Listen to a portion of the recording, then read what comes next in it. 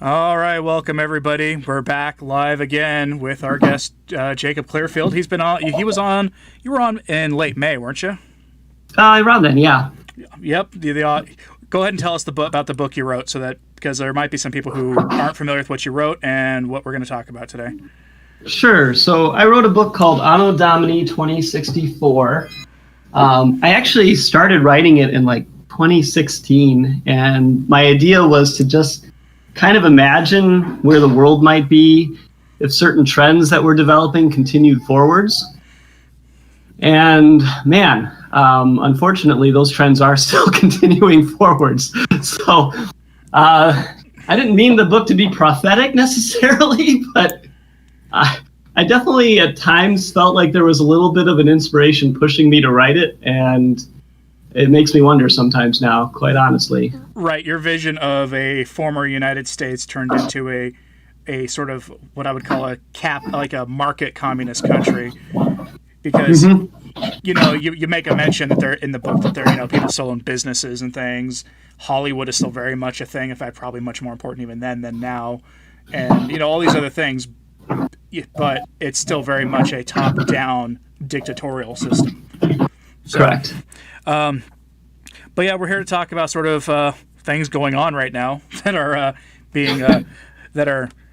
might be signs of the times in regards to this. And we're gonna just for a disclaimer here, we're going to be speaking very carefully because you may have noticed that certain organizations are getting favorable treatment from pretty much every level of our society right now. So we're going to be very careful on how we talk about this stuff. So, if you're wondering why we're talking about a land use agency for the federal government, we want you to break down the initials of that agency, and you'll know what we're actually talking about, because this has become extremely touchy for people to the point where some social media organizations have said they're going to start purging people. So... Yeah, and I know you're more practiced at it than I am, but I am going to try my level best to keep up with said code language. So right. So anyway, I hope everyone in the chat is doing well today. And so people are talking about how they're not wanting to read dystopian fiction right now because they're living dystopian fiction, and I'm like, that's fair enough. But yeah, it's not a complete black pill, admittedly. No, your book ends on what I would call a positive note. If you understand and what the stakes are for our soul in general, then your book actually ends on a positive note. So that's all I'll say. Is there an audio version of AD 2064 in the offering anytime soon? Aaron asks in the live chat. I should look into that more. I actually did start writing the prequel a little bit, but if there's really a demand for it, I could definitely look into more what would go into making a audio version, because I know some people do really enjoy listening to books as opposed to having to read them, especially if you're in the car. It can be really nice. We have one person in the chat who says that they were purged off of Instagram. Yeah. The rumor I'm hearing is Reddit, which, I mean, Reddit's pretty low tier anyway for social media. Anybody who's trying to avoid impurity is probably staying off Reddit, but... Kind of makes sense to start there too, though, from a purging standpoint, because they can gauge the reaction to it.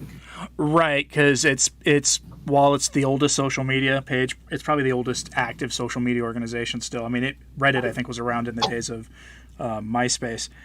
Mm-hmm. But it's also not. It's not even the top three. I think Instagram's more popular. But Night Shift is asking, what are we going to be talking about today? So we're going to be talking more about his book, but also things going on as sort of a signs of the times, because really you got to remember what we're all about here. Remember the eyes on the prize is sort of our is the thing that we're all about, and remember what we are is, well, we're worried about our sanctity and the end state of our soul. And if at the end of the day, regardless of how things play out, we will stand before our Lord when we die. I mean, that's just going to happen. So, Right. Raphael says if we consecrate Russia, we can put an end to this.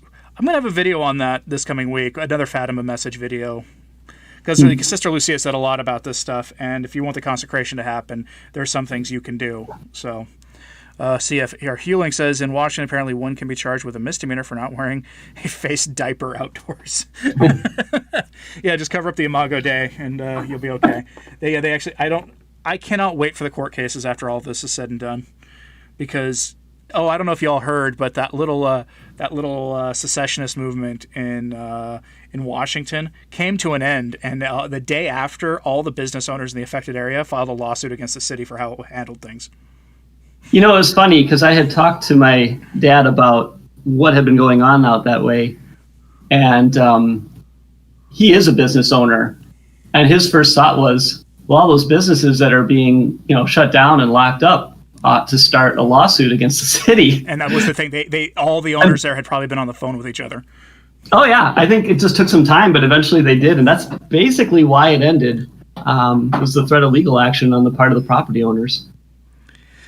Mac Photography asks, where can we find actual history on the Catholic Church and Native Americans? I would ask that question of Charles Coulombe. He's a Catholic historian. He has the he's on the Tumblr House podcast when they record their stuff Fridays or Saturdays, and it comes live. They put it up on their channel on Mondays typically. So if you're not subscribed over there, you should watch it anyway. Because yes, the first 15-20 minutes are banter, because the co-hosts have been like lifelong friends, so it's banter for the first few minutes. But then they answer. The whole show is them answering questions from the audience that are submitted either from their patrons or from just people who email them. And one of the things they have is, Charles Coulombe wrote a couple of, has written numerous history books, and one of them is called Puritan's Empire. And it's about the history of the United States from the initial settlements from the Puritans. And it's really good, and it gives you an alternative take to our history. Dr. Gemmell says, hello from New Zealand. So, hi there. And hello back. Anthony, one of the things I was hoping we would get a chance to talk about a little, I know we discussed this a bit previously, was just some of the steps that we as individual Catholics might take as we go through these times from a temporal standpoint. I say temporal. Oh, go ahead. No, I've been getting questions about that, and I want to be careful, make sure we're careful with this conversation, Oh, absolutely. But there is definitely, I think, room for people to form what the church calls free associations. Mm-hmm. Rerum Novarum is the papal encyclical by Pope Leo XIII on economics.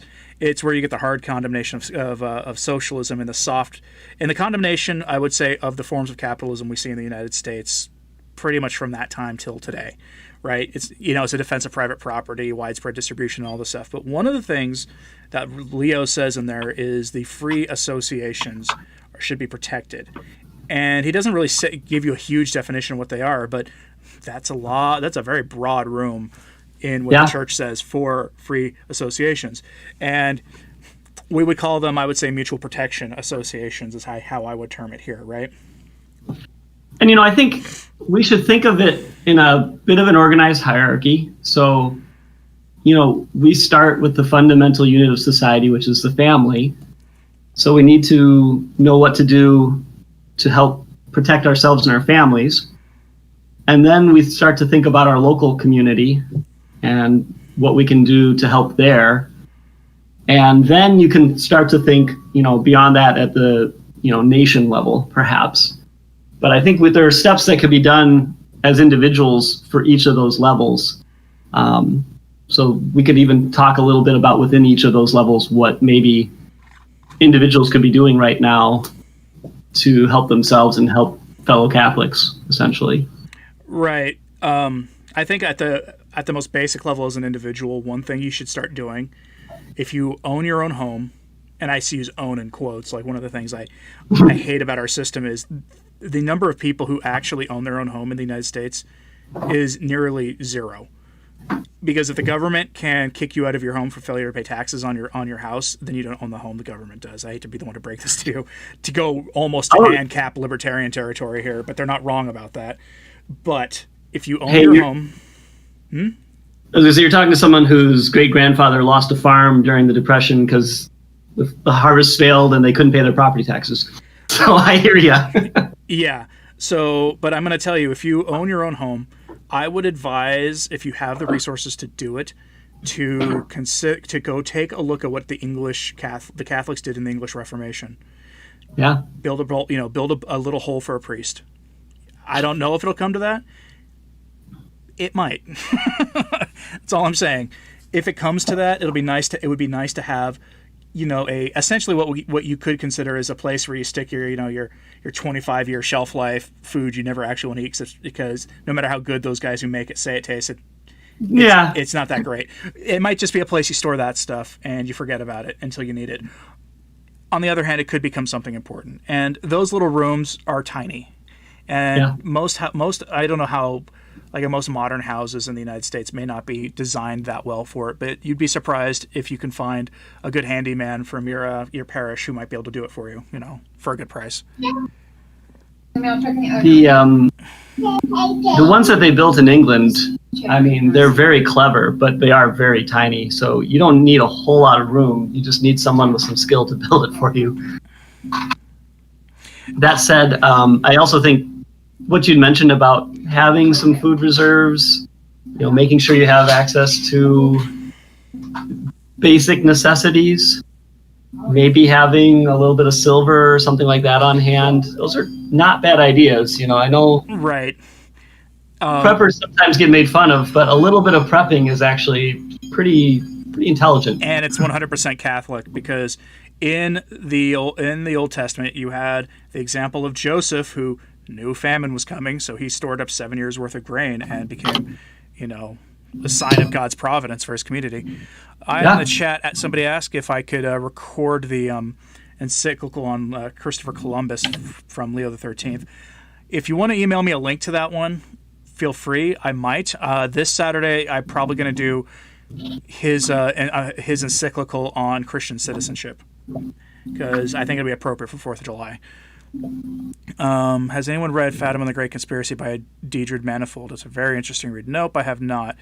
Happy Sunday to you, Thomas Hamilton. But yeah, I think it's a good idea to do some rudimentary level, preparations. I mean, if you're preparing for the 3 days of darkness, you should be able to prepare for some, more material problems that are probably going to come before that happens.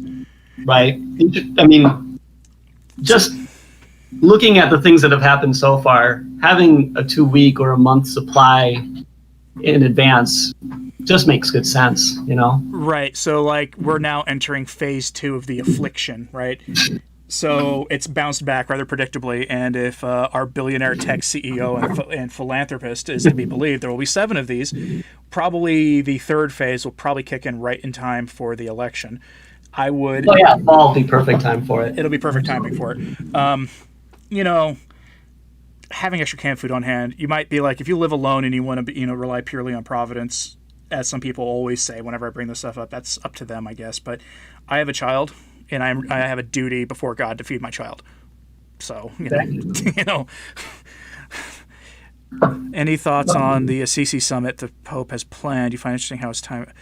I did not know he had an Assisi one. Could you, Dominique, send me an email with any article about that? Because I must have missed that.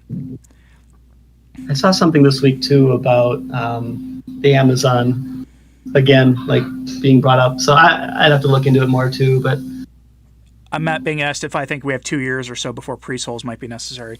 I don't know. Did you see what was going on in Missouri? You had the priest giving people a history lesson about the good saintly king that they were trying to destroy the image of, and people were yelling at him that they were going to come for the cathedral. So, and these, so 2 years, maybe. And they were beating people up. That's the other thing. If you go on social media right now, it's not getting reported in the press a whole lot, but you can certainly see some of the images and hear from the people who were there. So I got somebody. Sorry to interrupt. I got somebody in the chat saying, "Why are you talking of hiding and running like scared rabbits? Look at the Bureau of Land Management and the changes they are bringing." That's not a Christian way to do things. For one, we don't do what communists do, and they are a communist movement, pure and simple. Go read their website. Any Christian endorsing that does not understand what they are allying themselves with. Thomas Mooney says, "Don't lawsuits against the city just penalize taxpayers. We need a way to motivate our politicians to not be such, fallen people." We'll say. It does penalize the taxpayers, but they're already being asked to foot the bill. Like the tax news coming out of there is horrific, and as well as I do that come election time, these people are all going to get reelected, or they're going to get replaced with people just like them because it's that city. We can talk too. So we were starting with the what to do for your home. we can talk a little bit about what we can do within our community. Because no, I don't think we should necessarily retreat to our homes, retreat to our basements, and leave it at that.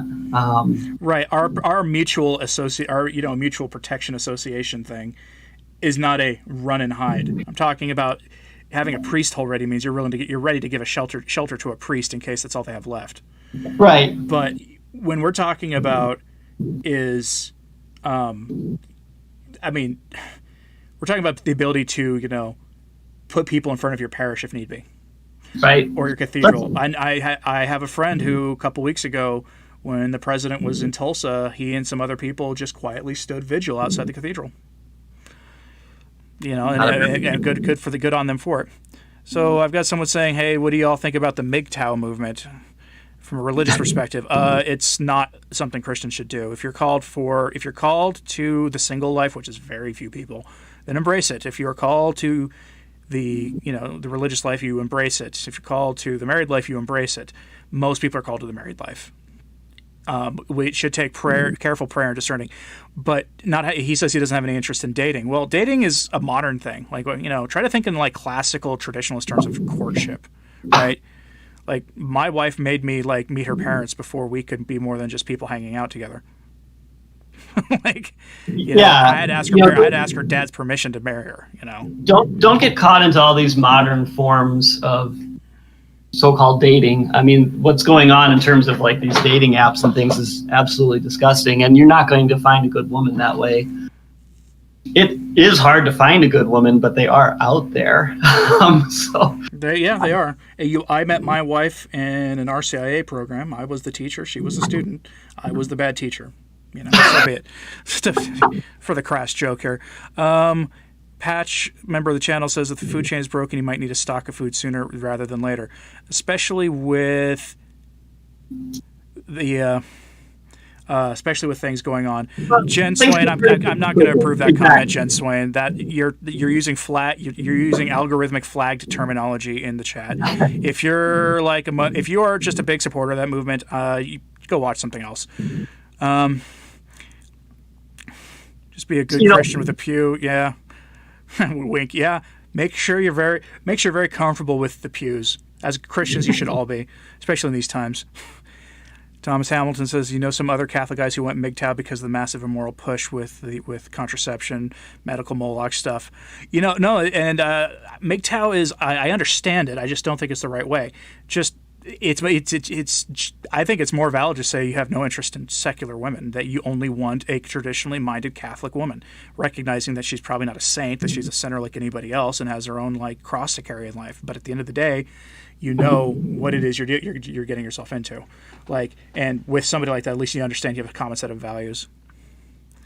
Sometimes too, if you're lucky, if you do things the right way, when it comes to meeting women, if there's a woman who's interested in you who just doesn't know about the faith but is open to it, you mentioned that you met your wife in RCIA. I met my wife, and because of me, she went through RCIA. So that can happen, and it can lead to fantastic results. But it has to be, again, the kind of woman who's actually open and willing to learn. And right, it might have to be involved. It may have to do. You may have to have some uncomfortable conversations early on. And I will say that I was lucky in that I was still fairly young, and so my wife hadn't really had a chance to be terribly corrupted by the culture yet. She just was in college, she just started college when we started courting, if you will. So it might be harder, especially as you get older, because so many of these women have been in that dating world for a long time. Right. So I've got Peter in the chat is asking, how do you prepare materially for whatever's coming if you're under 30 and have literally no property and no money to buy a place with a basement? Any advice? I would say first, if you're living in an apartment, I would begin really looking to see if you could relocate outside of any major metropolitan area. I don't think, if half the things are coming that I think are coming this decade, the cities are the last place you want to be. Yeah. If Start thinking too about what your work is going to be and whether or not you're in a field that's likely to be targeted early. Right. That's one thing to do, is to see what kind of independence you actually have. The like, I don't have a basement, but I understand the nature of your question. I would be careful. I would carefully discern your options, including if you live in a city and you find a route in case something started going down, if you needed to leave at the same time that everybody else in town was trying to leave. And look for a route that most people wouldn't consider.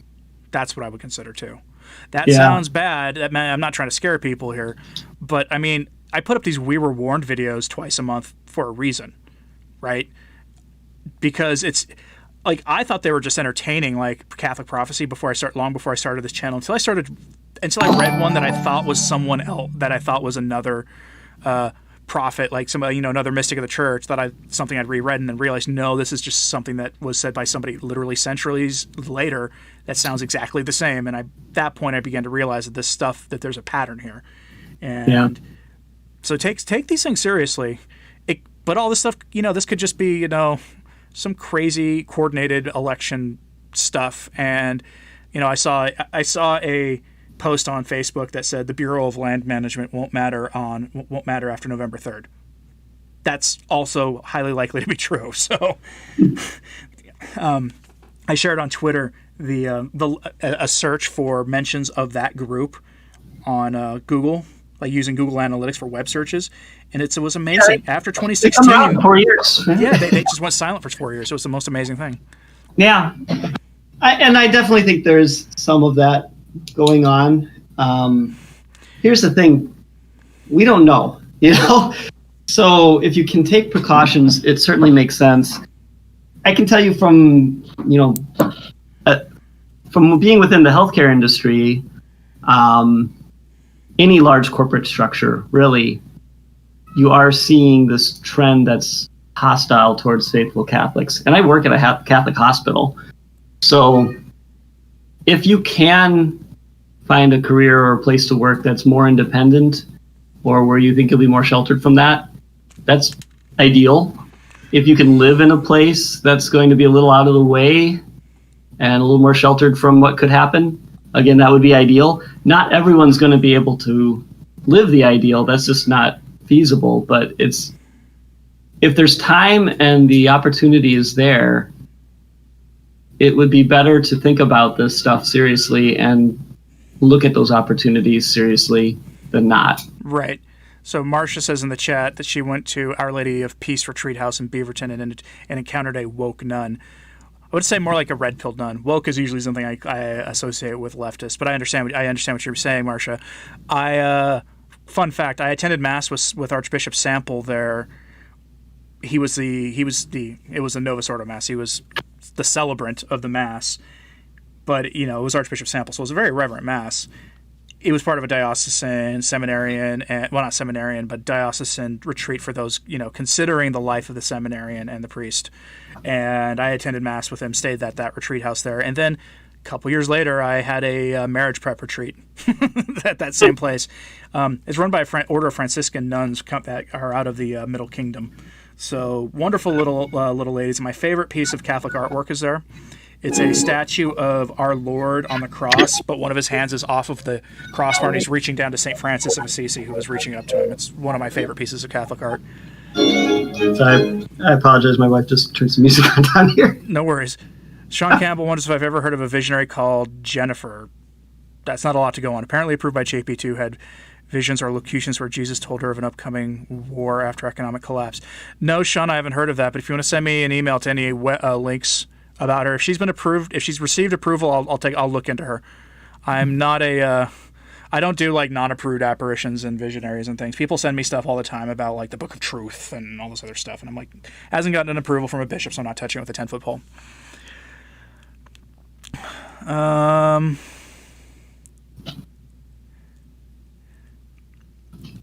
Let's see.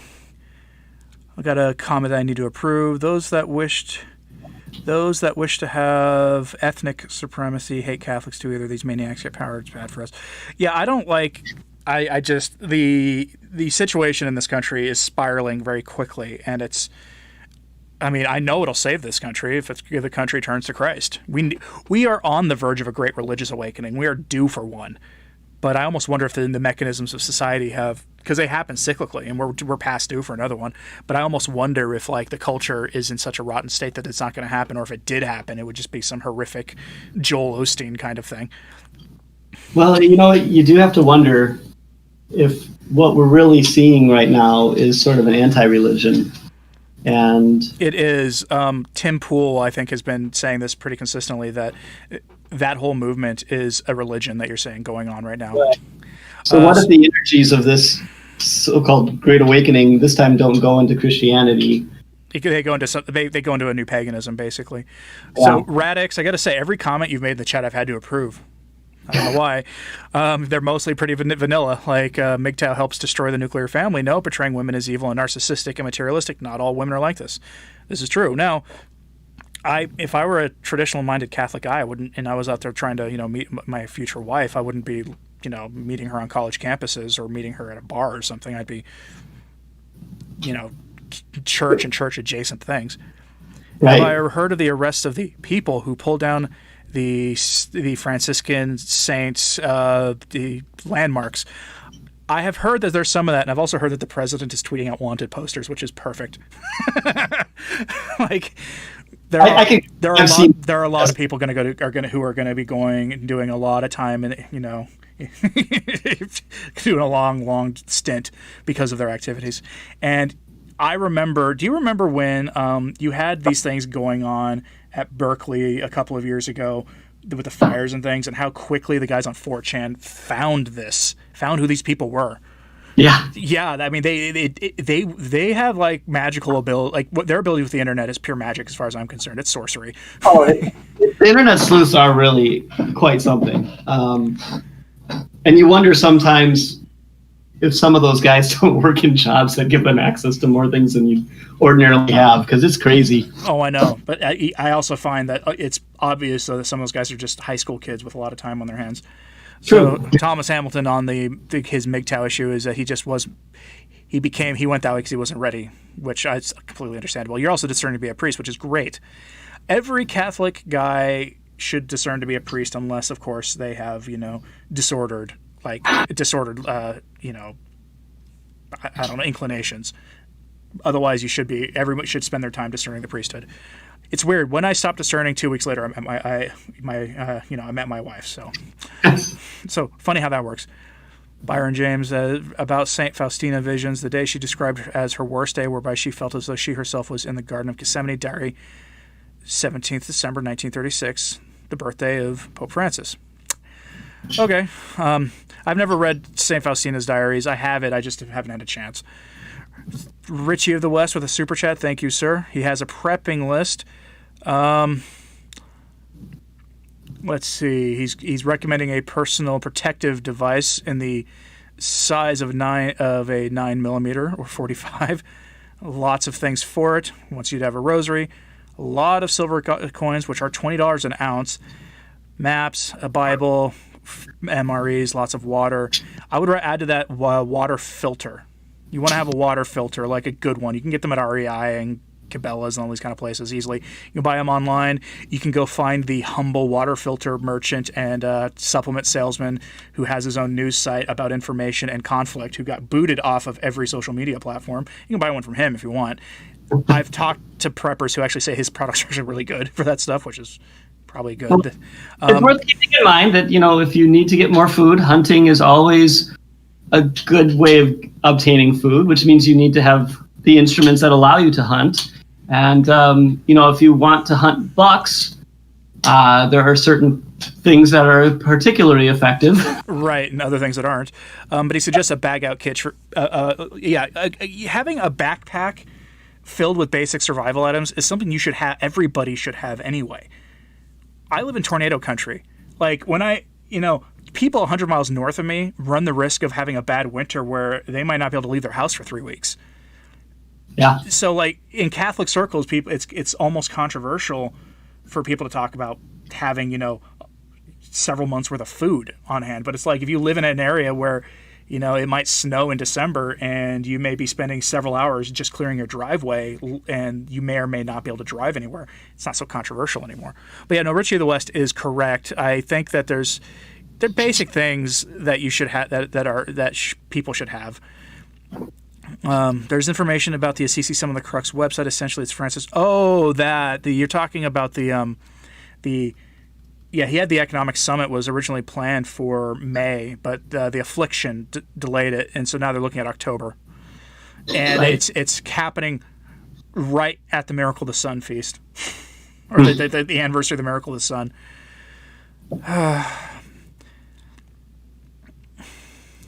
Now, I would say too, it's really good to have other Catholics in your area that you've regularly networked with. And having each other's numbers on quick dial, say, might not be a bad idea. Right. Like I was having a conversation with somebody at my parish this morning about just some basics for this kind of stuff, and it's a good idea, right? It's not just food. Like I'm probably gonna pretty soon go and buy a bunch of packs of batteries because again I live in Tornado Alley. Like. My town is situated in a way where it's surrounded on three sides by a river, which is pretty good protection for a community. But that doesn't mean that we might not get a freak thing where the power substation gets wiped out by a Category 1. That's all it would take. It'd be just gone, and all of a sudden we have no power for several days, and I'll need batteries. I also have a little fold-out solar panel thing that'll make it so at least I can charge my phone. I would kind of want to get a bigger one, because you never know if I want to try to keep my refrigerator running, but. There are real world applications for all this stuff anyway. Thomas Hamilton says he would suggest moving out to the countryside and suburbs anyway because of all the things going on right now. Mm-hmm. But like hypothetically, if a large international conflict were coming, and we're talking large like, the winning side will be historically obsessed with it and it'll be in all their movies for decades and decades and decades kind of thing, like a world war kind of thing. The cities are like the very last places you want to be living in those scenarios. Not with our level of technology and the military hardware. At this point, cities are not where you want to be. You also don't want to be living next to a major military base either. But yeah, this is kind of funny. I think people have sort of forgotten that over time. I mean, I remember growing up, it was still very much the Cold War. And in fact, my dad worked for a company that was pretty heavily engaged in military procurement and defense technology. So I grew up learning a lot about the military and the Soviet Union and some of the things that were going on historically at the time, and thinking that I never wanted to live in a city with more than 1 million people just because it made you a target. Right. I remember reading when the the agents of chaos were sitting there screeching on the internet about thinking they were going one hand saying our president is a puppet, to the next week saying he was trying to start a war with his puppet master. And they realized, one guy on Twitter went viral, realized that if that happened, that the targets were all the places where the president's opponents lived. I was like, you see, if you actually think this stuff through, you realize that like it's not this narrative that they were pushing for years is on its face silly. It's just easier to you drop the R word on the guy. Anna Colleen loves my We Were Warned videos. Well, I'm glad because I've got a couple planned for this month. As usual. Juan Gonzalez reminds us that young men are hesitant in marrying, one reason being the increasing divorce and annulments among Catholics. Traditional Catholics are in that number. Absolutely. We have as a culture forgotten what marriage is supposed to be about, even in the church, or even especially in the church, right? Like, the concept of divorce is alien to me. Like, my wife and I will be together until one or the other of us is called before to our judgment. That's what's going to happen. What is my opinion on removing pews from church? In your opinion, we would allow for more space for people. Well, it turned out like pews are not it depends on how you want to go, how traditional you want to get with things, but pews are not, we're definitely a Reformation era thing. There didn't used to be pews in parishes. That having been said, I prefer to have pews. I think they're very good. But, if a parish wants to fit more people in and everybody understands that they're going to be standing and kneeling and getting up from kneeling without assistance, basically, except from the person next to them, that's fine. You're going to have a change in the cultures of parishes. Yeah. Certainly with small children, there's something to be said for having something that serves as a natural barrier. Because, man, depending on your child and how active they are, I have a hard time imagining what would happen if there was nothing to constrain them other than just yourself sometimes. So Sinisterus asks, do I have any tips for reading and memorizing important parts of the Bible? I just say read the Bible. Honestly, just read the Bible. I'm not as good about that as I should be, but read the Bible. I've never liked the chapter and verse thing that Protestants do. But then again, I have a friend of mine who was a Protestant and became and converted, and he loves to battle with Protestants online about the Bible because he can do the chapter and verse thing as good or better than most of them. So, and, he loves this stuff, but, I think it's just better that we read the thing and we get to know it. So, and I just lost my spot here. Somebody had a question and I had lost where it was. I would just add to that, I think, from an apologetic standpoint, it can be really handy, but from a protecting your faith standpoint, it's more important to know the stories, to actually know what was being said in the Bible at any given point. Because a lot of times you'll see Protestants bring these ideas up, and then if you know the story, if you know the context, you already know why it's false. Even if you can't cite the chapter and verse, you have a pretty good idea of what was actually being said in that part of the Bible. You mean like Jesus turned water into grape juice, and the steward was shocked that he saved the best grape juice for the end of the wedding, when people normally drink the best of the grape juice first and then drink the cheap stuff after. It's like, please, like if you don't want to drink alcohol, that's your own business. I have a friend of mine who's a Catholic who made a personal lifelong sacrifice of alcohol as a sanctifying thing, and the only alcohol that would pass his lips is the blood of the Lord at the Mass. This friend of mine is an Eastern Rite Catholic, so he gets both. He gets in both forms, just in a very different way than most people are used to today. But otherwise, it's the only alcohol he ever drinks. Like, someday he's going to get married and not get, he's not going to drink wine. He's probably going to have, Martinelli's at his wedding, which is fine. Then my wife and I had Martinelli's at our wedding because we were on a budget. Let's see. Brian says that hospitals are hotbeds for Marxism. Oh. Let's see. We had a St. Catholic network. People like yourself who have a house would take in our fellows who live in an apartment or do a priest hole. Peter, if you are near New York, Spooky Cat, if you want to email me that, just send me an email. And if Peter, if you're seeing this, go ahead and send me an email. I can, put you guys in contact if you want. And a clean member of the channel says, if you were single, you'd look for a nice person within the church. If there are groups, join in or begin one. Right. So if you're the right age, and I say right age for this because I had been to young adult groups, and I was shocked at how many of the people who were at these young adult meetings were not young adults. Like, I'm 35 going to a young adult meeting. I'm like, bro, those are for like 16 to 25-year-olds. But, going to one of these things and seeing, 55-year-old people who are not on the team. But, They did one in our area, and it was literally like anyone under 40 is, it's like, oh boy. Well, I had one of my early videos on my channel was riffing on the concept of the perpetual childhood, right? And it's weird because, there are certain pop culture, memorabilia things that I wouldn't mind. And I have, a gift I got a decade ago from somebody, 3 metal plates, and these are not plates you eat off of, but these are plate artwork for the movie posters of the original Star Wars trilogy, and I still have them. They were a gift, and I still love those old movies, right? I mean, I know there's some, spiritual problems with them, but, I like those movies. And there's certain other things I wouldn't mind having, but, they're so low on my priorities list. But, you do got to live a little bit, too.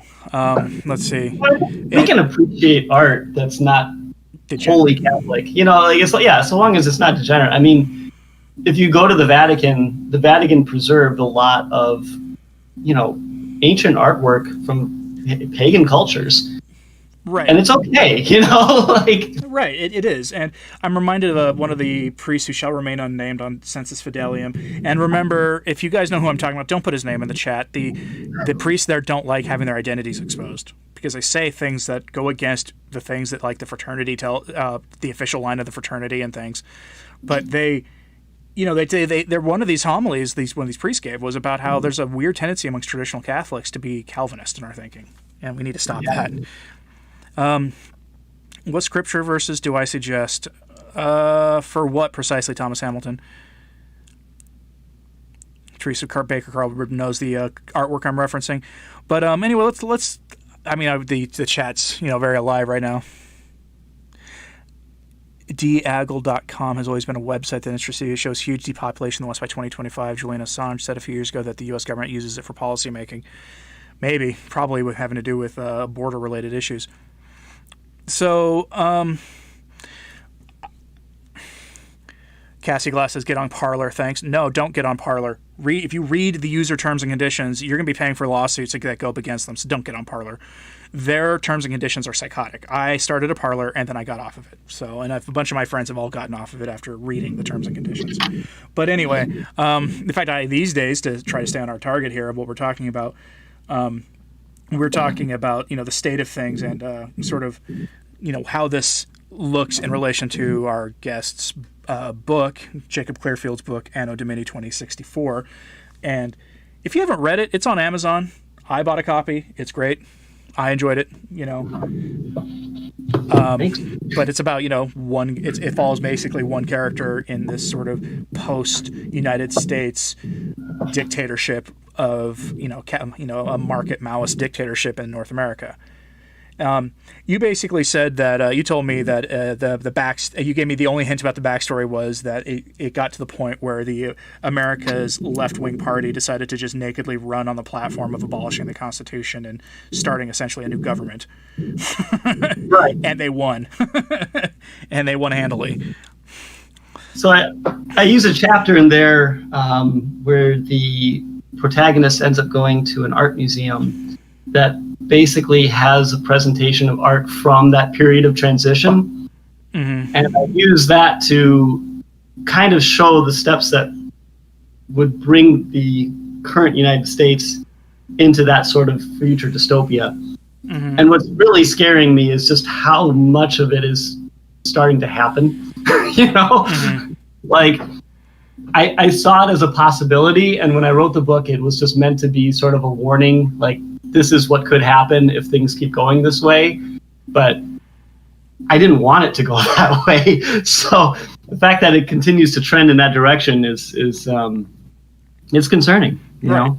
And I think that's where we got to start thinking about how do we as individuals who are living through this respond to it.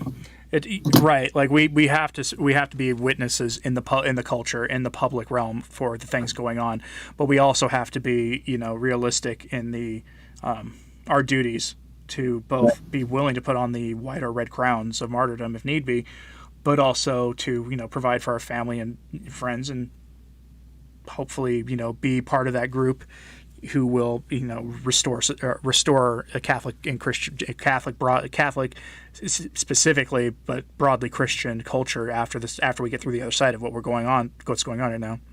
Yeah, it's a tough thing to balance because if you have a family, you automatically have multiple duties. If you're single, you can take risks that other people can't, and that's something for people who are single to think about. Is you don't have someone who's necessarily reliant on you as a parent or a spouse in the same way. But even, there's plenty of people who've been married who've been called at times to take risks and called at times to speak the truth, even when it will lead to, as you said, red or white martyrdom. I was curious because of Edward Blanco's comment here. He sees the black and red of Fidel Castro in the Agents of Chaos flags. The same if the Bolsheviks take over, and once they get going, they usually do. They don't like it when they lose political power. Well, I mean, the Agents of Chaos are also the first people after these kinds of things happen to be quietly dealt away with by the new elite. But I was curious. In your book, your government calls itself the Golden Republic. What does their flag look like? Have you thought about that much? I purposely didn't describe a flag in the book. I know I have a few areas where I have them using some symbols and imagery. I believe at some point there's sort of a golden eagle described. Right, because their leaders would be smart enough to realize they have to have some linkage to the past for legitimacy purposes, right? And the eagle is iconically American. Right. Partly, when you're coming up with imagery for a book, you don't want to give the game away too early. And partly, if you get too specific on some of these things, you can just kind of detract from the story itself. So I didn't describe a flag, and I don't want to make one up on the spot, because I might do something like that for the prequel. I haven't completely decided. Right. No, that's understandable. Teresa Nelson asks if the laity have a right to protect church property. I on Twitter, I was like just having a chuckle because of Bishop Barron's response to his public letter asking for dialogue with these people. And when somebody said, hey, why don't you guys do something? He said, no. The council made it clear. This is the laity, the one who's supposed to worry about the things in the secular sphere. And I was like, well, he just endorsed us, forming our mutual protection associations. Absolutely. I mean, hey, it's up to the laity, directly from the bishop's mouth. This is why we need guidance, because you might get like people who take a peaceful approach and people who take a counter-revolutionary approach. Yeah. And wouldn't it be nice?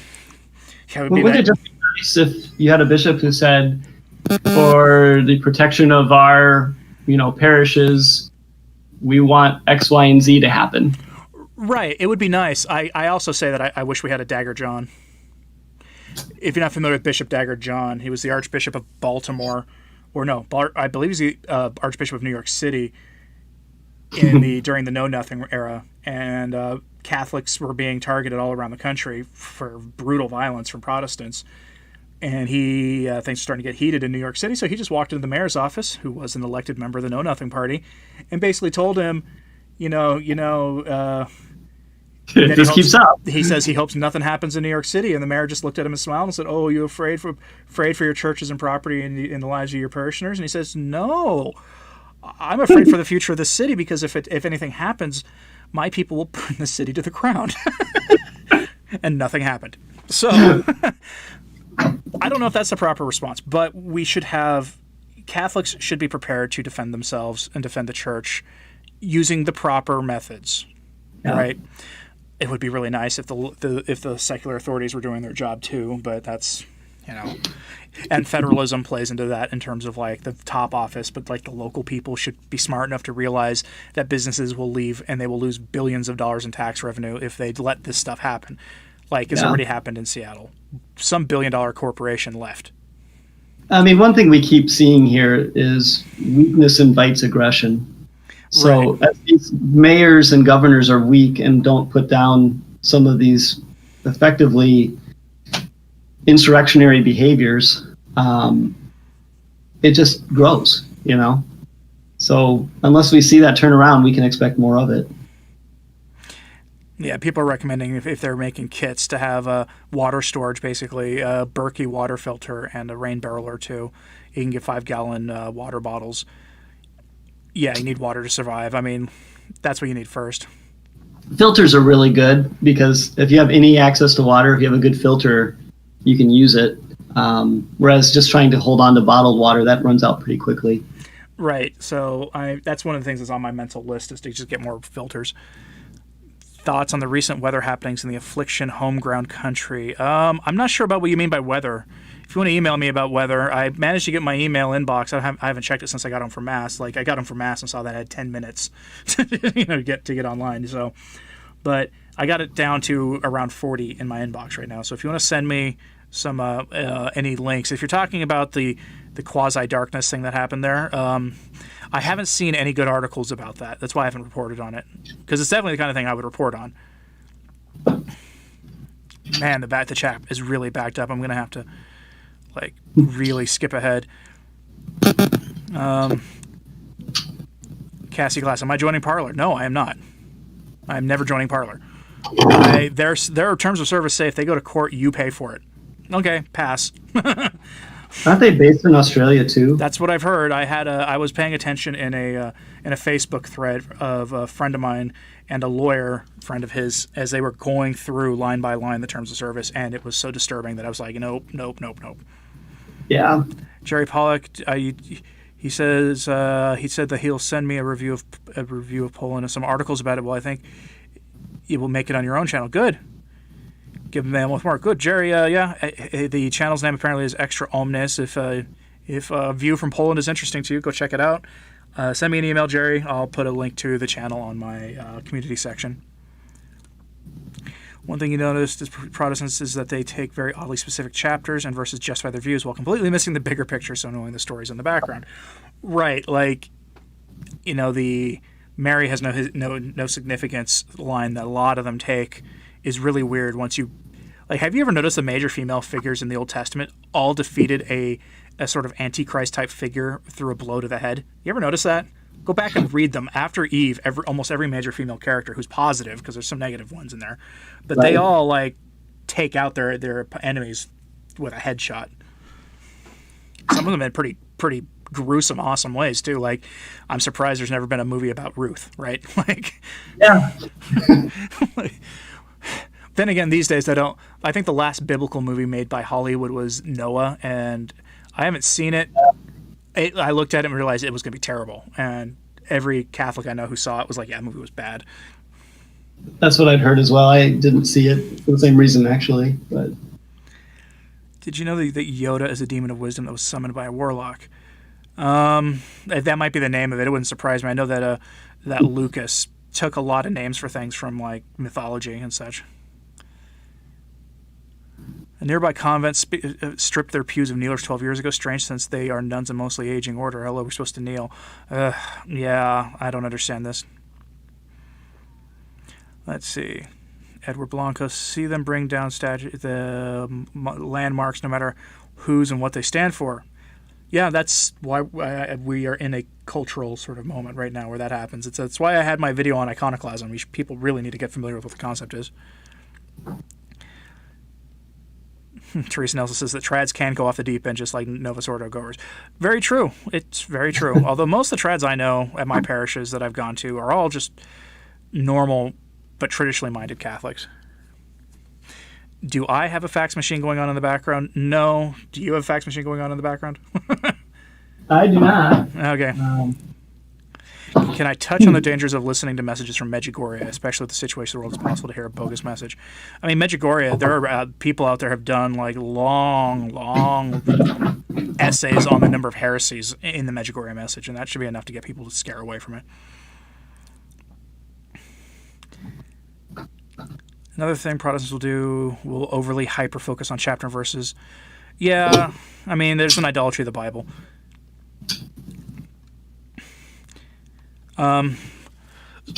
Let's see. I found, too, it's interesting. Sometimes if you'll try to bring anything non-biblical in, like literally like words of the church fathers, they're just like, oh, it's not in the Bible. I don't want to hear it. It's like these guys learned directly from the apostles. Why would you not want to hear what they had to say? It's not in the Bible. I don't need to know the things that people said before I was alive, or the people who were there closest to our Lord. Like, okay. Yeah. Let's see. Trying to catch up here on the chat. I think there might be a chance for real conflict. Yeah, I think so. But I think there will be a breaking point when corporate America will just get involved and be like, no, you're going to destroy us all. This is time to stop. Some of these companies have done very creepy things in the past when it comes to the use of force, shall we say, in other countries. Go look at what Coca-Cola did in Central and South America against organized labor. It's disturbing, like some of the ends these people have gone to. But on the other hand, as I will show you in a video I've already uploaded and is coming out on Tuesday, unless something big happens between now and then, there are certain signs of communism, and one of them is with the goals of communism. One of them was actually the takeover of major business too. Yeah. I've heard it said, and I think there's a lot of truth to it, if you think of the United States as essentially a merchant republic, then most of the history of the United States makes a lot more sense. Which means if you're going to take over the United States, then you absolutely need to co-opt its merchants, first and foremost. Yeah. Richie of the West is not like Bishop Barron.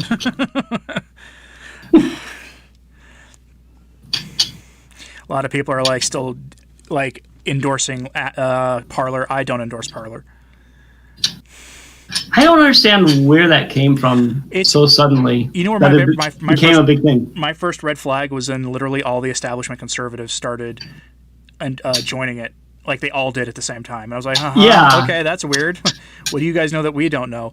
And then when I saw a screenshot from when at Sheriff Joe, that probably means Joe Arpaio, he tweeted something kind of crude and nasty to Marco Rubio and got 4 points towards the 20 needed to get banned from the platform. And it was a pretty vanilla thing. Like it's the kind of stuff I see on Twitter every single day. So okay. I'm just like, I'm good. I'm going to pass. Let's see. There needs to be a new Crusader Order. Well, we call them a Mutual Protection Association. It would be good for your parish. I think to have a formal order, you actually need recognition from the clerical hierarchy. You do. Otherwise, you just have an informal or a non-regular canonical status like the SSPX and the what's the group out of New Hampshire that Brother Andre Marie is part of? That group, Slaves of the Immaculate Heart. They all have, all these groups. A lot of groups have, just non-canonical statuses because they haven't been formally recognized yet. Canon 1284, all administrators are bound to fulfill their function with the diligence of a good householder. Consequently, they must, and then have to especially be on guard so that no damage comes to the church from non-observers of civil law. Yeah, well, they're not doing that. I mean, heck, these guys are thinking they're going to appease the crowds by just joining them, basically. It was really good to see a lot of priests out in St. Louis so recently. You wonder if the priests do it, if at some point that will put pressure on the bishops. Yeah, that's a good question. It's one thing if one priest here and there does it, but if you have a large number of priests who together do these things, it would be much more difficult for the bishops to reprimand them. So Coral V13 asks in the chat, what is MGTOW? And that's men going their own way. It's essentially men who have given up entirely on the idea of meeting good women and decide that that they think that all women or virtually all women are trash. That's what it is. Unfortunately, I feel like too often that movement is sort of just a reactionary mirror image of what some of the feminists do. Yeah, Healing says Eternal Logos nixed Parlor as well, but recommended Gab. I might check out Gab again to see how things are. If I do, I'll put a link to the Gab account that I start. I'm hopeful that the population there's gotten a little more well-balanced and aren't using the World War II German Social Workers Party's weird logo in their user handles. I saw a lot of people like that in the early days of Gab, and so that's why I abandoned ship. But Gab is established, and they do work hard to be good. Your new temporary administrative bishop is Walter Hurley. I don't know who Walter Hurley is, so. Teresa Baker Carl says there's been a movie about Ruth. Oh. No, it was but it wasn't truly awful like Exodus, Gods, and Kings. Yeah, I wish there was a good Christian filmmaking company. I just like people sometimes say get Pureflix. I'm like, no, I don't want nothing but Left Behind movies recommended to me. Like seriously, Left Behind is stuff that I've heard good traditional priests say avoid at all costs because it's rank heresy.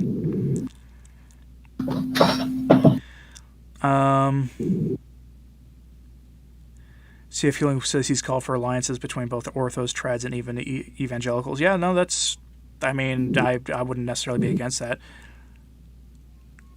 Absolutely. When we can make common cause for the good of Christian society, there's no reason not to. Our local Knights of Columbus have for a long time worked together with an evangelical group to keep a nativity scene going up on a public park around Christmas season. So, and believe me, the local area has not been supportive of that, but by having some of those larger alliances, you can actually do things that you wouldn't otherwise really be able to. Right. So, Edward Blanco, I had to approve your comment. The word you put in all caps is probably a flag term. Beth, I'm sorry. Medjugorje is a hoax. It's a satanic hoax. It's clearly a hoax. It's not just the fruits. People always talk about when they talk about the fruits of Medjugorje, they ignore all the negative things, like the weirdly high divorce rate amongst the people who go there, the human trafficking that goes on through that area, the fact that they were disobedient to their bishop. I'm sorry, it's a hoax. I wish people could see that. I really do. Capitals will be hung with the ropes they make. Lenin or Trotsky. That's true. Live focus on very few mistranslated messages, nor all the evidence Medjugorje is for real. Medjugorje is not real. One of the things, it's really hard for us to sometimes admit when we've made a mistake about things. I mean, flexible thinking is a really difficult skill.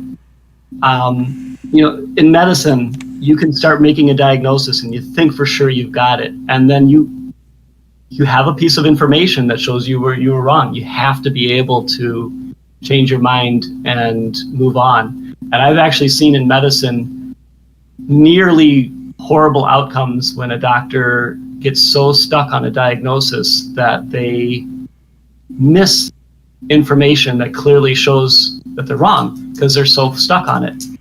And we can do that in the spiritual life too sometimes. So we have to be careful. We have to be able to take in information. And sometimes if it looks like maybe we got something wrong, we have to be able to be open to that. Applejack asks me about the Flame of Love movement in the Immaculate Heart. I don't know what that is, so if you want to email me some information, let me know. Stephen, you've shared this link in the chat twice, and every time I have to approve it. You're not seeing it in the chat because I have my settings so that links don't show up unless I approve them. There's a reason for that, and that's because my channel gets targeted by people who share links to smut in the comment section. So I have to do that.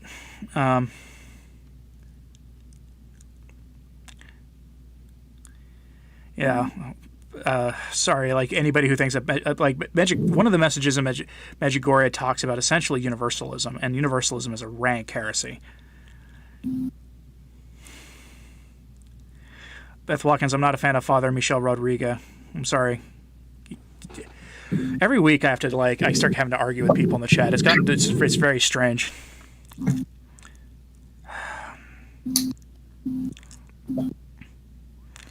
New York, the highbrows finance the Russian Revolution. Yep. Let's keep going here. So I'm going to just skip down the thing. So let's see. There is two theories that people have about things going on right now in the broader culture, and one is that you will have that all this stuff we're seeing going on will magically disappear the day after the election. I guess that assumes it goes the way that most people who would listen to this channel probably don't want it to go, or it'll get worse. What do you think about that? I saw someone posting the other day a list of predictions. It got a little bit of viral activity. And the thought was that if things go the way we don't want them to go in November, there's no reason the other side wouldn't want to keep pushing that momentum. This would be a great opportunity for them to make some real gains, especially depending on how far the election goes in one direction or the other. So if it all goes their way, they're going to take it and run with it. They absolutely would. If it's sort of like a divided way, then they're probably not going to be able to make any gains. But if it goes the other way, basically if our elections look like the UK's last elections, then yeah, they'll be defeated for a time. Except you'll probably see absolute just pandemonium for a while, because there are people out there who believe that they are on the right side of history, that the majority of the public is with them, and that's the danger of watching mainstream reporting on this stuff. Is you get this, if you are a true believer, you'll buy into it. But here's the thing, the approval rating of the media right now is 10%. Nobody trusts them except people on the fringe. I remember a lot of people in 2016 that I knew personally who the day after were commenting, this isn't the country I thought it was. Right. You know, they really didn't realize that it was even a possibility. So imagine that happening again. It won't be pretty in either direction, I think. Right. This is why I think it's prudent. Like, I'm probably going to make a trip to Costco in the next few days, even though I really want to get this draft of my dissertation done by the 4th of July and into my advisor so that he can then shred it again. But I want to get that in, and hopefully it'll be good enough. Right. Are you going into a career that's going to be safe here going into the future? I'm working on a project with a couple of other like-minded Catholics on starting our own thing. Okay. That will enable me to enable return to tradition to have a off-platform home in the event that I find myself booted off this place, and it would be an off-platform home that they wouldn't be able to take from us, short of them going after like hosting services and things. So, yeah, that's why some people notice I put a poll up on Twitter, and I put a poll up on the community page. And we got almost 300 responses to it, and so we got some big things in the work. So glad to hear it. Definitely. Yeah. Trust the plan to monitor the situation. Yeah, I've got my beefs with the incumbent. Like I said, I don't. I'm not anti him, but you're probably never going to see me putting on a red hat unironically. I'm just saying. I just don't expect him to ride in on the white horse and save the day. Right. There is only one salvation for our culture, and that's if our culture gets on bended knee and returns to the faith. Yeah. That's the only thing that's going to save this culture. That's going to save us. Like, we might be able to buy ourselves some time. And that's all I've ever looked at that guy as. Is. Oh yeah, that was my take in 2016. It was like, oh, thank goodness we have a little more time. We have a little more time, and he's a useful bull to run into the china shop of the opposition. Mm-hmm. He's done a good job of that. Shia Hulud asks if I'm on Parler. You missed the conversation about Parler. I am not on Parler. I was starting a Parler account, and then I saw the terms and conditions and decided that place was an extremely dangerous place to be, and I ran away. And it was after I looked at it along with some lawyers, and we were like, nope, this place has got the worst terms of service ever. I do not recommend Parler for anybody. Someone pretty big on Twitter today actually tweeted out like a snapshot of those terms and conditions. I'll be really curious to see if that has a ripple effect or not. It's pretty stark language though. Like, you can't, once you read it, you're like, oh man, More people defending Medjugorje in the chat, and I just, nope, that's not going to happen. That's not what my channel's for. Sorry, I don't approve. I don't promote apparitions that have been condemned by the local bishop, and it's been condemned multiple times. So the Our Lady would not endorse people disobeying the bishop. Read the history of apparitions. If you read the history of apparitions, you never get disobedience. Have fun at Costco. Whatever I do, stay away from Whole Foods Market. They've gotten very witchy, new agey. Yeah, I went to the Whole Foods in Oklahoma City on just a day when my wife and I went to the zoo, and it's become part of like the Amazon empire, and I just yeah. And there are natural food stores here in Oklahoma that are locally owned, and I try to live my my distributist values, and so I shop locally when I can. I support local operations that aren't mega chains whenever I can. Yeah, there are farmers markets in your area. That's going to be the most organic food you'll probably find. Oh, absolutely. Yeah, Thomas Mooney, I don't know when it happened, but at some point the media registered lower public respect than politicians. Quite an achievement, right? Like, what do you have to do to get lower approval rating than Congress, which has, for the last 30 years, had an approval rating in the 20 percentage points range? I guess if you're more political than the politicians. Confused about Our Lady of America apparitions. Our Lady of America was endorsed by Cardinal Burke, and then the otherwise useless U.S. Conference of Catholic Bishops rejected it. He beat them to the punch, so, But then again, I don't know. I probably won't be doing a follow-up to my Our Lady of America video just to be safe. Reading is dangerous. It is dangerous. Edward Blanco says, the Moloch Party's candidate wins and we will live in interesting times. Who will be the real president? Whoever their vice presidential nominee is. My hope is that he chooses somebody truly amazing. Like, I'm hoping it's like Stacey Abrams amazing. Like, just somebody where, like, they just took the mask off and threw it to the ground amazing. Like, because, like, AOC is too young. So that's a minor grace there. But, man, I just hope it's somebody who they're not even hiding it. It might be a real opportunity to get exactly who they want in the presidency, because he could easily, within a year, step down. Oh, you know, I would be shocked if he made it even to be coming to getting sworn in. Fight to Win says, have I found any of the recent pushes towards only credit and debit and completely away from cash and coins to be kind of concerning? Yes. Well, towards only, to cashless, absolutely. You know, in the Party of Moloch's stimulus bill, they had a thing in there for the creation of a Fed coin. Think Bitcoin, but the federal government. And I mean, if a purely digital currency would mean that they can completely control commerce, completely control it. So, I mean, you look at what's being done in the East in terms of linking your ability to do commerce with your social reputation. You can imagine how that could easily be translated to the West. And the big tech companies have already said that they're sort of working on that for America.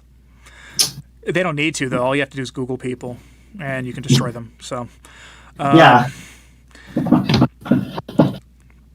What is my take on the Chinese lady who grabbed the Pope's hand on January 1st? I didn't actually report on that because it was such a sensational story. And in hindsight, he may have known, since he is frankly part of the elite in the world, he's privy to information we're not privy to, and I have no problem with that, by the way. Whatever your thoughts on Francis are, I have no problem with the Pope having access to that information, to information we don't have. And he may have been privy to things going on in that country that we weren't privy to, and that might be why he reacted that way. Louis de Montfort, I had to approve your comment. The vine that chokes the tree of the Catholic Church is religious liberty, what separates a traditional Catholic and a conservative is whether Jesus Christ is the Catholic or Church or only subsists in it. Absolutely true. Absolutely true. It's one of those things that you find often criticized when people criticize Vatican II is that language there. But I want to get back to your book here. You mentioned in your book it's cashless, right? Utterly cashless society. Yeah. It's all digital currency. To be fair, the broader population is given a lot of leeway to kind of do things. So if there's bartering and things like that, it's probably not going to be cracked down on, because the main thing is controlling all the key points of society so that nothing else could ever come besides what's been established. Which never works out historically anyway. I mean, these dictatorships always fall anyway, but you never really go into how people are doing their purchases, but it was pretty clear that it seemed clear that it was cashless, right? Yeah. Whether it's with a card or with an implanted chip or anything like that. You never planned that stuff, but there's a form of currency, but they're not handing over dollars or anything. That stuff is quite all, like that. That stuff is all sitting in museums and the collections of people who collect antique stuff, probably, if I had to guess. If it wasn't just straight up destroyed, I mean, another huge part of it is at some point you need to destroy all memory of anything that could be dangerous to your society. Yeah, that's true. So I would imagine that your pre-revolution movies that exist have been carefully edited or carefully selected, and a lot of the other ones have been destroyed. Does The Wizard of Oz exist? Probably, because it's, your heroine is a young girl. Nothing wrong with that. Nothing racist in that movie, as far as I can tell. But, a movie like some junky popcorn movie like Independence Day probably doesn't exist anymore. Right. There's been a I'd have to think about whether Dorothy would make it or not. I don't know. There might be some subversive themes there that would have to be weeded out. There you go. I mean, really, it's not fun, but writing that book is a little bit like how I imagine it must have been writing Screw Tape Letters. You have to put yourself in the mindset of these people Well, if you want to do it, I've got a way for you to really for research for your book. Start a dummy account on Reddit as a leftist and join r/politics. Oh gosh. And then just hang out there. Comment as if you're a true believer, and you'll learn this stuff. Like, I used to be to the left of the center left. I was never as extreme as the people I worked with in student leadership in college. But I know how these guys think. It's why I hit this communism issue so hard. Yeah. I don't know if I'm enough of a sucker for pain to actually go about doing that. Consider just the same kind of research that a guy like Jim Butcher does for his Dresden Files novels. I don't even know where he lives, but it's not Chicago, and he sets all of his weird urban fantasy novels in Chicago. Yeah. And he's never been there. But he does a lot of research on that area. So, although I haven't read one of those books in nearly a decade, probably, because I have better things to do with my time. But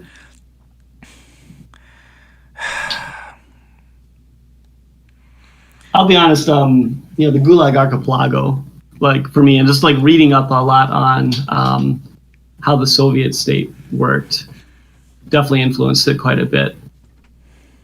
But you're absolutely right. If you look at the people in the current era and how they think and what they say, it's just as instructive, really. Jerry Pollock says he sent me an email. I'm at 55 emails. Yep, I got it. I've got the email. Let me get back to the chat so I can see where we are. Patchers can endorses the Medjugorje is not good based on what I was talking about personal things. You can't believe FedCoin. Like, seriously, electronic fiat currency based on fiat currency, what could possibly be worth less? Well, I mean, our fiat currency isn't even based on anything real right now, which, for better or worse. It's kind of amazing too. I don't know if everyone realizes, like, that happened under Nixon. It wasn't that long ago. Coming out of World War II, the idea was still that the U.S. currency would be based off the gold standard, and the rest of the world was sort of pegged to the dollar. So when that fell in the 70s, that had huge ramifications for the world. Beyond the scope of what we're talking about, but yeah. So, Rich, I had to approve your comment. I think you can tell why from it, but you work part-time security at certain Whole Food places. Yeah, those places are not people who are going to approve of us in general. White Chocolate says there are too many white people in Wizard of Oz. Kansas, the 1920s or 30s, whenever that takes place. I addressed that a little bit in the book, that there's a bit of an awkward relationship there between the eventual power that establishes itself and some of the groups that helped it get into power. Right, you're talking about your museum scene, right? Yeah, and also where the protagonist works and what part of the city he's working with. Okay, yeah, I'll have to go back and take a look at that again at some point. Might have to know more about Milwaukee to perhaps catch quite what I was saying there. But. Yeah, I don't know Milwaukee, unfortunately. Let's see.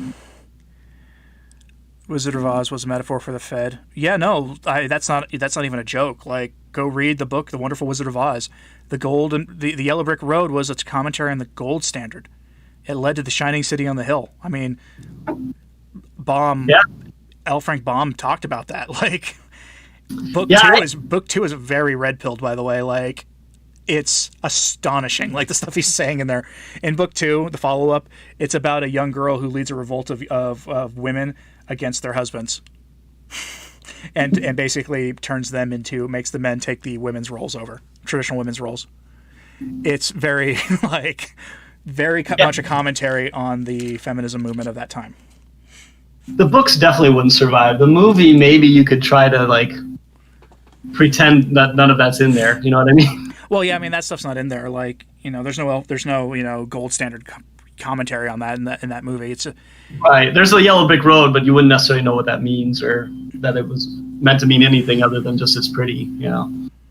Right. I think the sequel that Disney made in the 80s would definitely be memory hold, though, because it's a commentary on the mental health industry.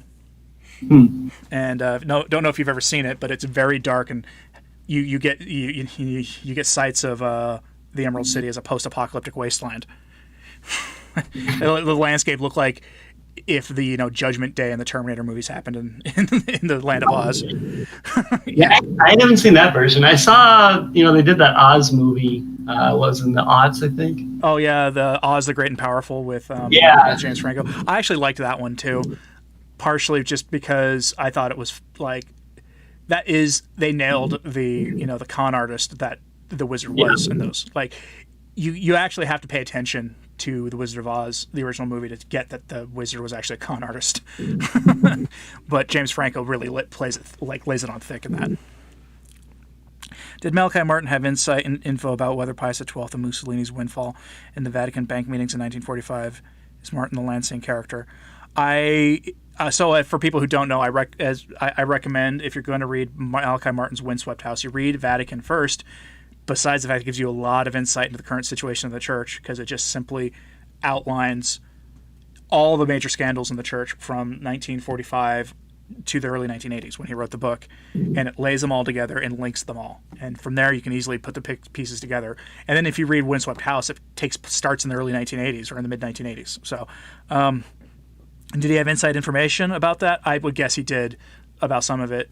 And he offers a hypothesis about where the corruption of the church comes from, at least the financial side of it. And he implies rather heavily that there was a sort of neutrality deal signed with the stonecutters, as it were, in the 19th century. And that would explain a lot if it was true. Patricia Cancelli, member of the channel, I had to approve your comment, which is weird for members of the channel. Anyone supporting the Bureau of Land Management must not have ever read their mission statement. Yeah, people really need to read that mission statement. Go read their website. Don't take my word for it. Read it. It's the acronym for the Bureau of Land Management's thing, .org. Read their website for don't take my word for it. I can't do a video on this. It's too touchy. Go read it for yourself. In terms of controlling the merchants, like Jacob mentioned earlier, people have pointed out how important a cashless society is to controlling inflation and short limiting velocity. Yeah, no, it's true. One of the things I worry about with all this stimulus cash that's getting dumped into the economy is if the dollar starts getting devalued, that you'll have real conversations about a new currency. Yeah. And that would be one way to do it. And an electronic currency, man. It's all about authority. What religious liberty, the stripping of the authority of our Lord from his bride, the church, like how Satan is dividing the family and the authority of Jesus in the church. Right. There was one of the documents of the council basically approved against the wishes of Pope Paul VI, was a document that essentially brought the body of the bishops together to the level of authority with the Pope. That is also the ancient heresy, condemned heresy of conciliarism. This has actually already been condemned, but yeah. Right. It's one of those things where Bishop Schneider put out his letter talking about keeping the good things from Vatican II. Like the good things from Vatican II, the stuff he talks about the laity and Our Lady, those can be put into an encyclical. Yeah. Given the force of infallibility, and then the rest done away with. Here's the thing. I was having this conversation with someone the other day. I don't know that there's a lot there that was good that didn't already exist before the council. And I think, I like Vigano's approach better because if you're trying to, screen out the bad portions just to keep the good ones, well, so much of it was written in sort of a vague way so that people could take it and run with it. It's very hard to eliminate everything that could be misused. So if there's something you really felt was good, you can go and do that separately. Right. So Thomas Keller says Truth Stream's red pill on mental health field is mind blown. If you're referring to Truth Stream Media's channel, that is a good channel. I actually checked their channel the other day because I haven't put a video up in a month, which was weird for them. So, but I really like their content. They're not, as far as I know, they're not Catholics. It's not a Catholic channel, but they talk about a lot of really sort of deep stuff, and I recommend it. L. Frank Baum's wife was a feminist.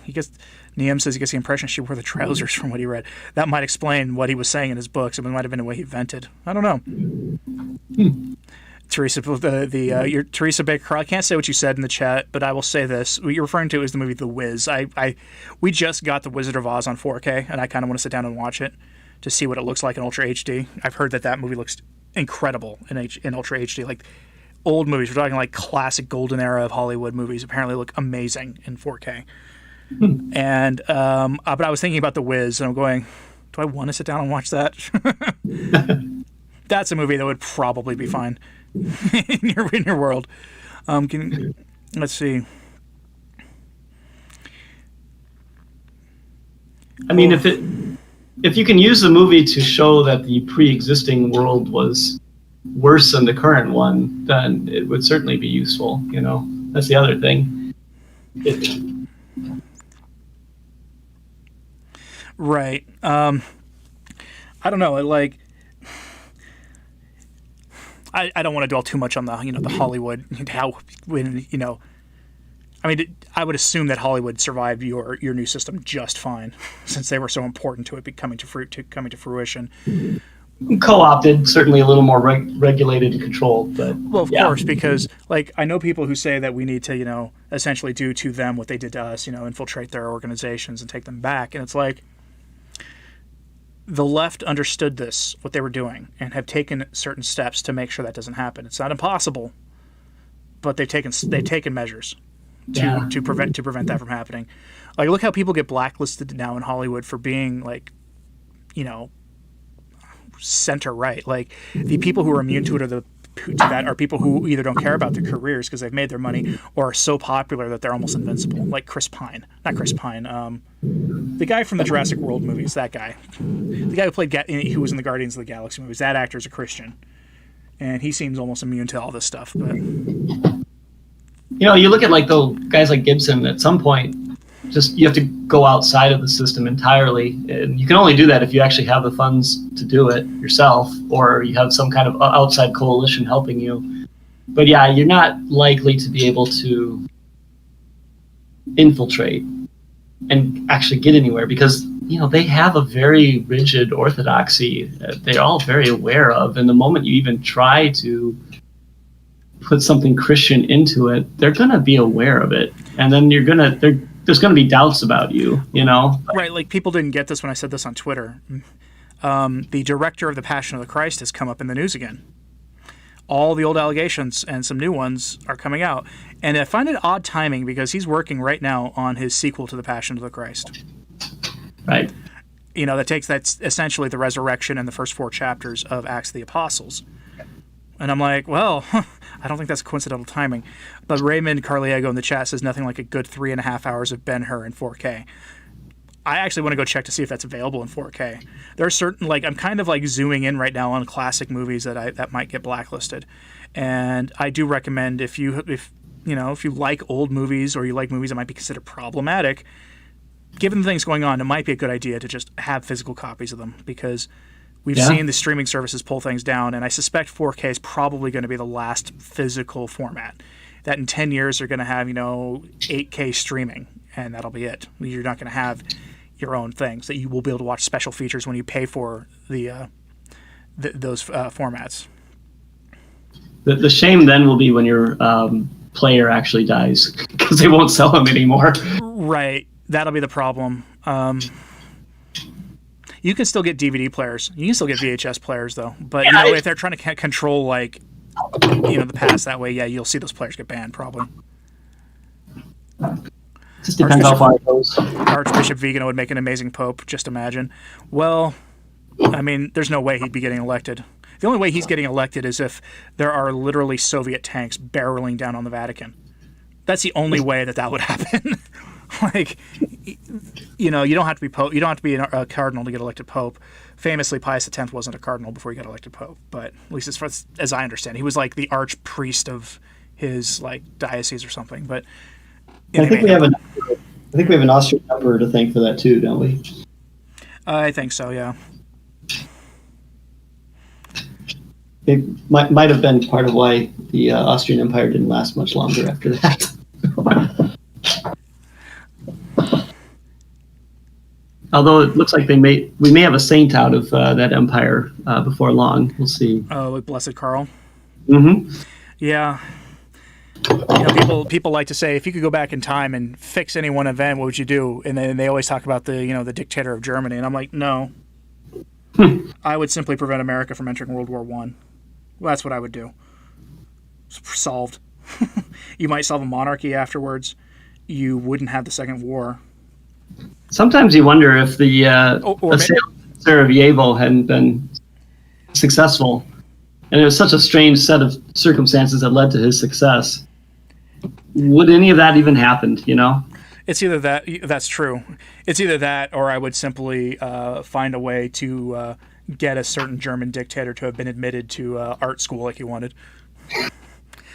I mean, that might be the easiest way. I'm convinced that World War II was actually like a complete and utter catastrophe for everything that came afterwards. Honestly, World War I think, broke Western civilization from what it had been. That's that is like the hypothesis of Peter Hitchens too. Yeah, I want to find that book of his and read it. He's probably my favorite non-Catholic Christian writer of the contemporary era. And I used to love watching his speeches on YouTube, and I might go back and do some of those again. He just doesn't care. The only thing I don't like about him is he's not a Catholic. That's really about it. And there's always hope, right? Yeah, there is. Archive the Mad Monarchist videos. That's what's being said in the chat. IB McFly, is that my picture? You must be new to the channel. No, that's not. That's Hilaire Belloc with sunglasses. I don't hide who I am, but I also take steps to make my channel not be about me.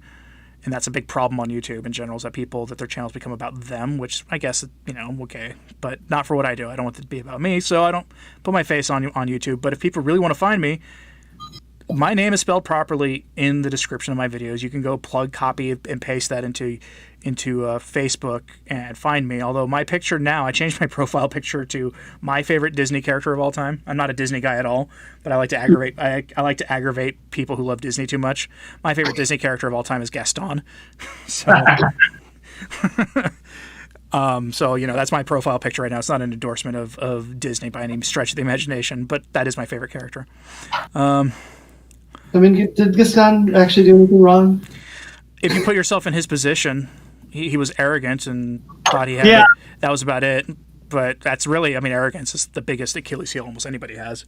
Well, I guess, did he, in the Disney movie, I think he did sort of kidnap the dad, or wrongfully, get him put in the loony bin.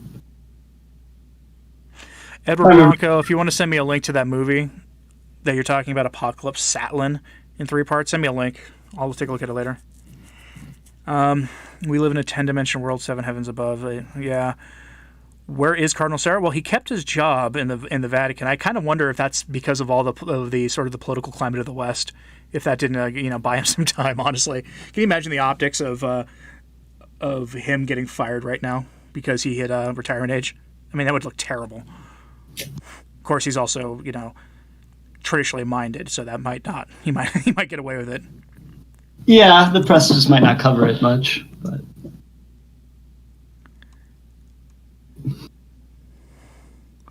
Yeah, probably. Let's see. World War II would still happen without the Germans, just with Russia attacking Poland alone. Probably.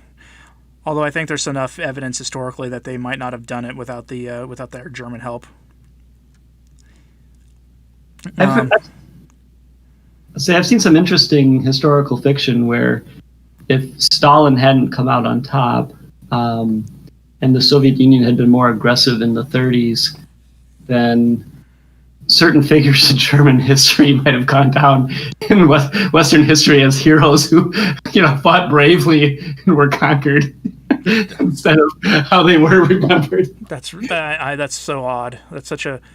In some ways, that war could have turned out. The aftermath of that war could be worse, I guess, if the war just happened differently. But and no, I'm not on the guy with the funny mustache should have won team. That's no, don't anybody think that.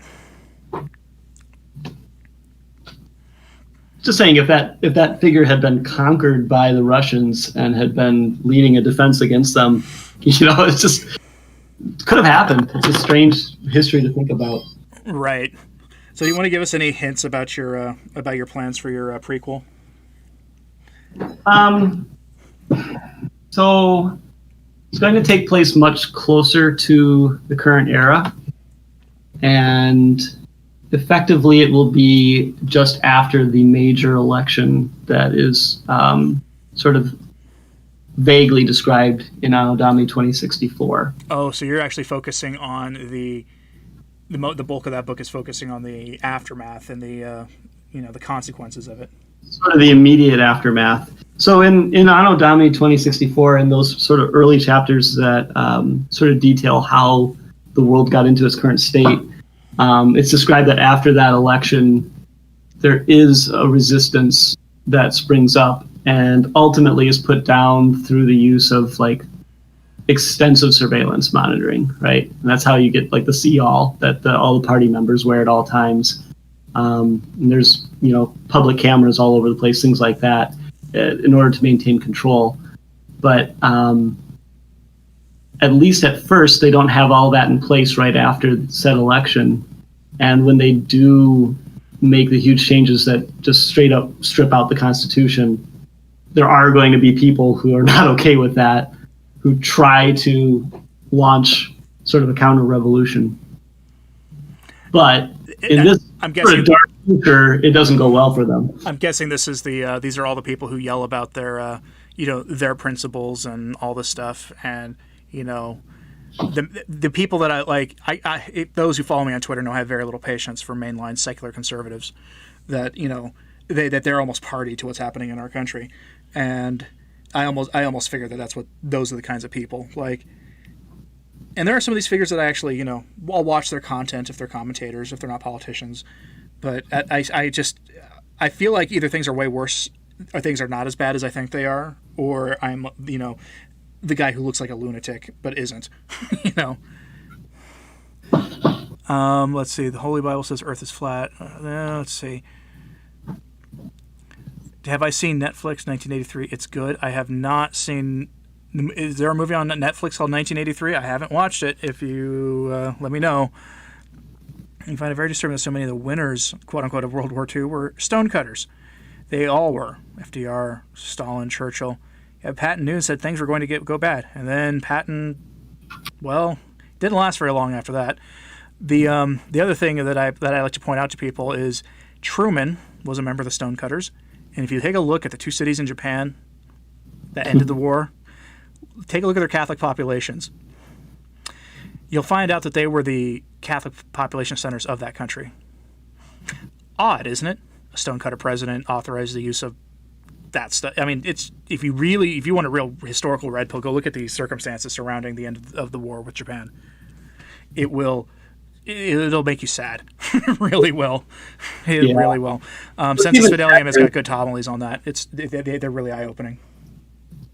What's even sadder is that version of history where that says that those events are what ended the war probably aren't even accurate. It had a way more to do with the defeat of the Imperial Army on the mainland than anything to do with the bombs that were being dropped. Well, as some of the record shows, the Japanese had been making overtures to the U.S. to end the war before we dropped those bombs. Yep, and in fact, the key sticking point was what was going to happen with the emperor, and the U.S. was pushing unconditional surrender, which was like the only real sticking point. Was they just didn't want their emperor to be put in prison or executed or what have you, because they couldn't imagine what we would do. They were imagining us treating them like they would treat us in an unconditional surrender. Which, by the way, unconditional surrenders are explicitly condemned in the Church's social teaching.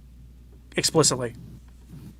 But what's sad is, so they would have surrendered under the grounds that we wouldn't hurt their emperor, and we could have ended the war then.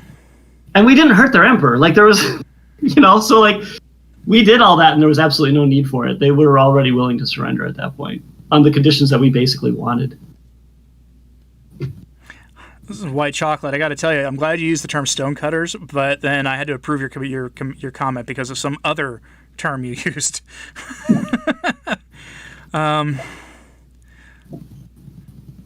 Teresa Baker Carl says that some believe Patton was done away with. I haven't seen the evidence, but I've heard that theory. So, come to me, all who are burdened and heavy, and I will give you rest. Yes, people should remember always to keep your eye on the Lord. Like, that was actually kind of the takeaway of your book too. I mean, yeah. At the end of the day, even if all of this goes against us, it's not about that. It's not about we're not going to see, the fulfillment of the kingdom in this lifetime unless we're really living in the end days. And I don't think know? I think we have a long way to go before the second coming, but I could be wrong. Be in a state of grace. That's right. When I worked in student leadership, we had our campus organizer who worked for an allegedly nonprofit organization, a political voter registration organization, but their organization kept getting us to lobby for all these really, really partisan issues. Yeah, occasionally you get some people from the other side who would endorse those issues because, higher education reform and all this other stuff. But I mean, come on. This guy had this really good idea. It was called having a bus plan. Your bus plan was what happens if I get hit by a bus. Mm-hmm. And your bus plan for a Catholic should involve being in a state of grace. You never know when, I live in farm country. I live in rural America.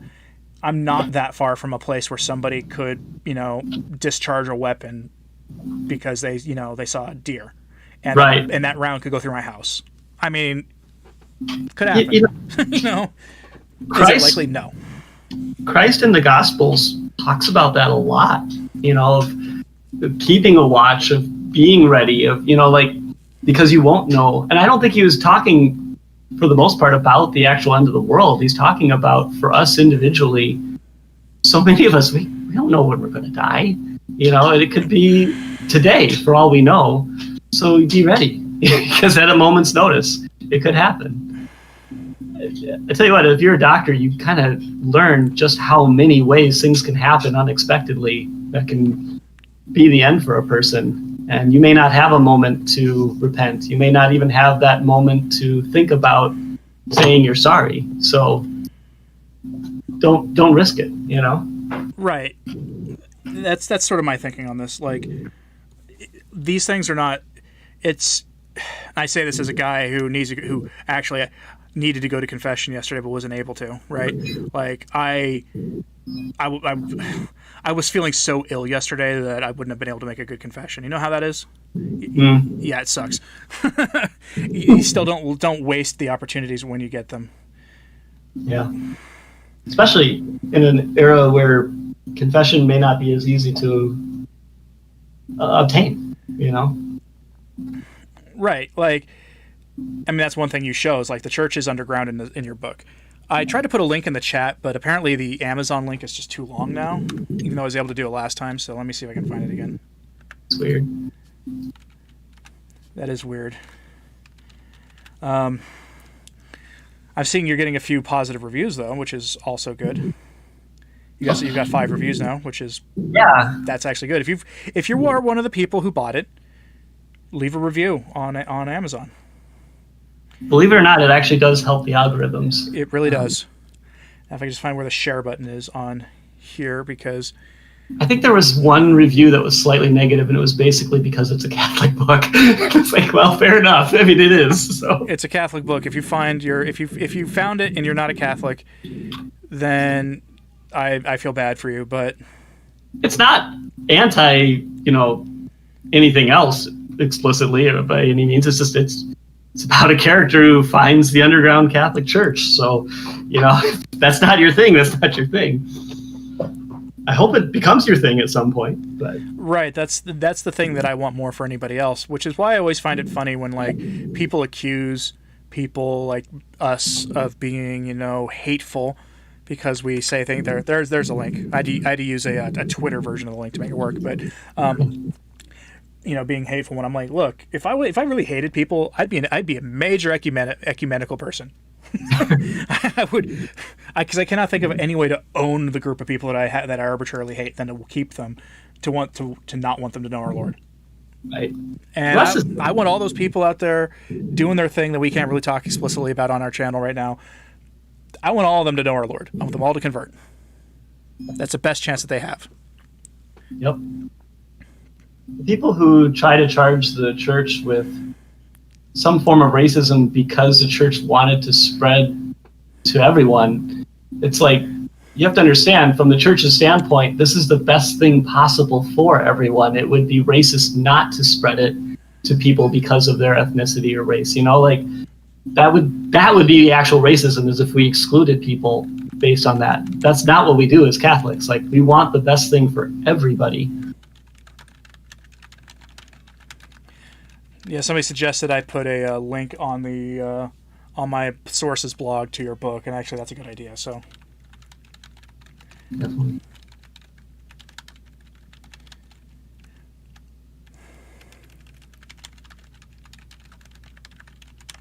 It'll be. I'm still kind of curious to see if the book gets any kind of word of mouth play. For a little bit after last time I was on, I could definitely see it wasn't just immediately after that a few people bought it. I really hope that maybe it could be used, like, if you know someone in your life who is maybe a fallen away Catholic, or someone who might, in the right circumstances, have an open ear to Catholicism. Like, I did try to write the book as something that could be used to help people understand why the faith is so important, you know? Like, it wasn't just meant to be a book warning about a dystopia. It's also meant to be a tool for evangelism. And honestly, if it helps one person convert, it's going to be completely worth it in my eyes. Right. So. That should be, right? Like, all Christians of all stripes are, drawn to sanctity. And that's sort of the kind of the plot of your story. If I had to really be explicit about what I think about it, is really about somebody finding sanctity. Yeah. Patricia Concelli says she just ordered your book. Awesome. Thank you. In some ways, it was kind of gratifying to get that comment from a Protestant. It's like, well, but they did read it, so, like, maybe they'll think about it more, you never know. Right. Like, yeah. I do appreciate, though, that in your book you didn't get into the, liturgical wars. No. Like, it was, there's a mass in the book. You don't say what kind it is. So. And, in a time where everything's underground, a lot of stuff that's there that might be contributing to those controversies will probably just disappear, I suspect as much, honestly. And if things go as bad as they are, I think people will just be happy to get to a mass. It'd be like, hey, there's a priest coming through town. Yeah, he's got a gnarly beard, and his day job is to be a plumber. And he's got this weird Ukrainian accent, and it turns out that he's something called a Byzantine. I have no idea what's going on at this liturgy. But I get the Eucharist, and he's going to hear my confession first. Right. Exactly. So.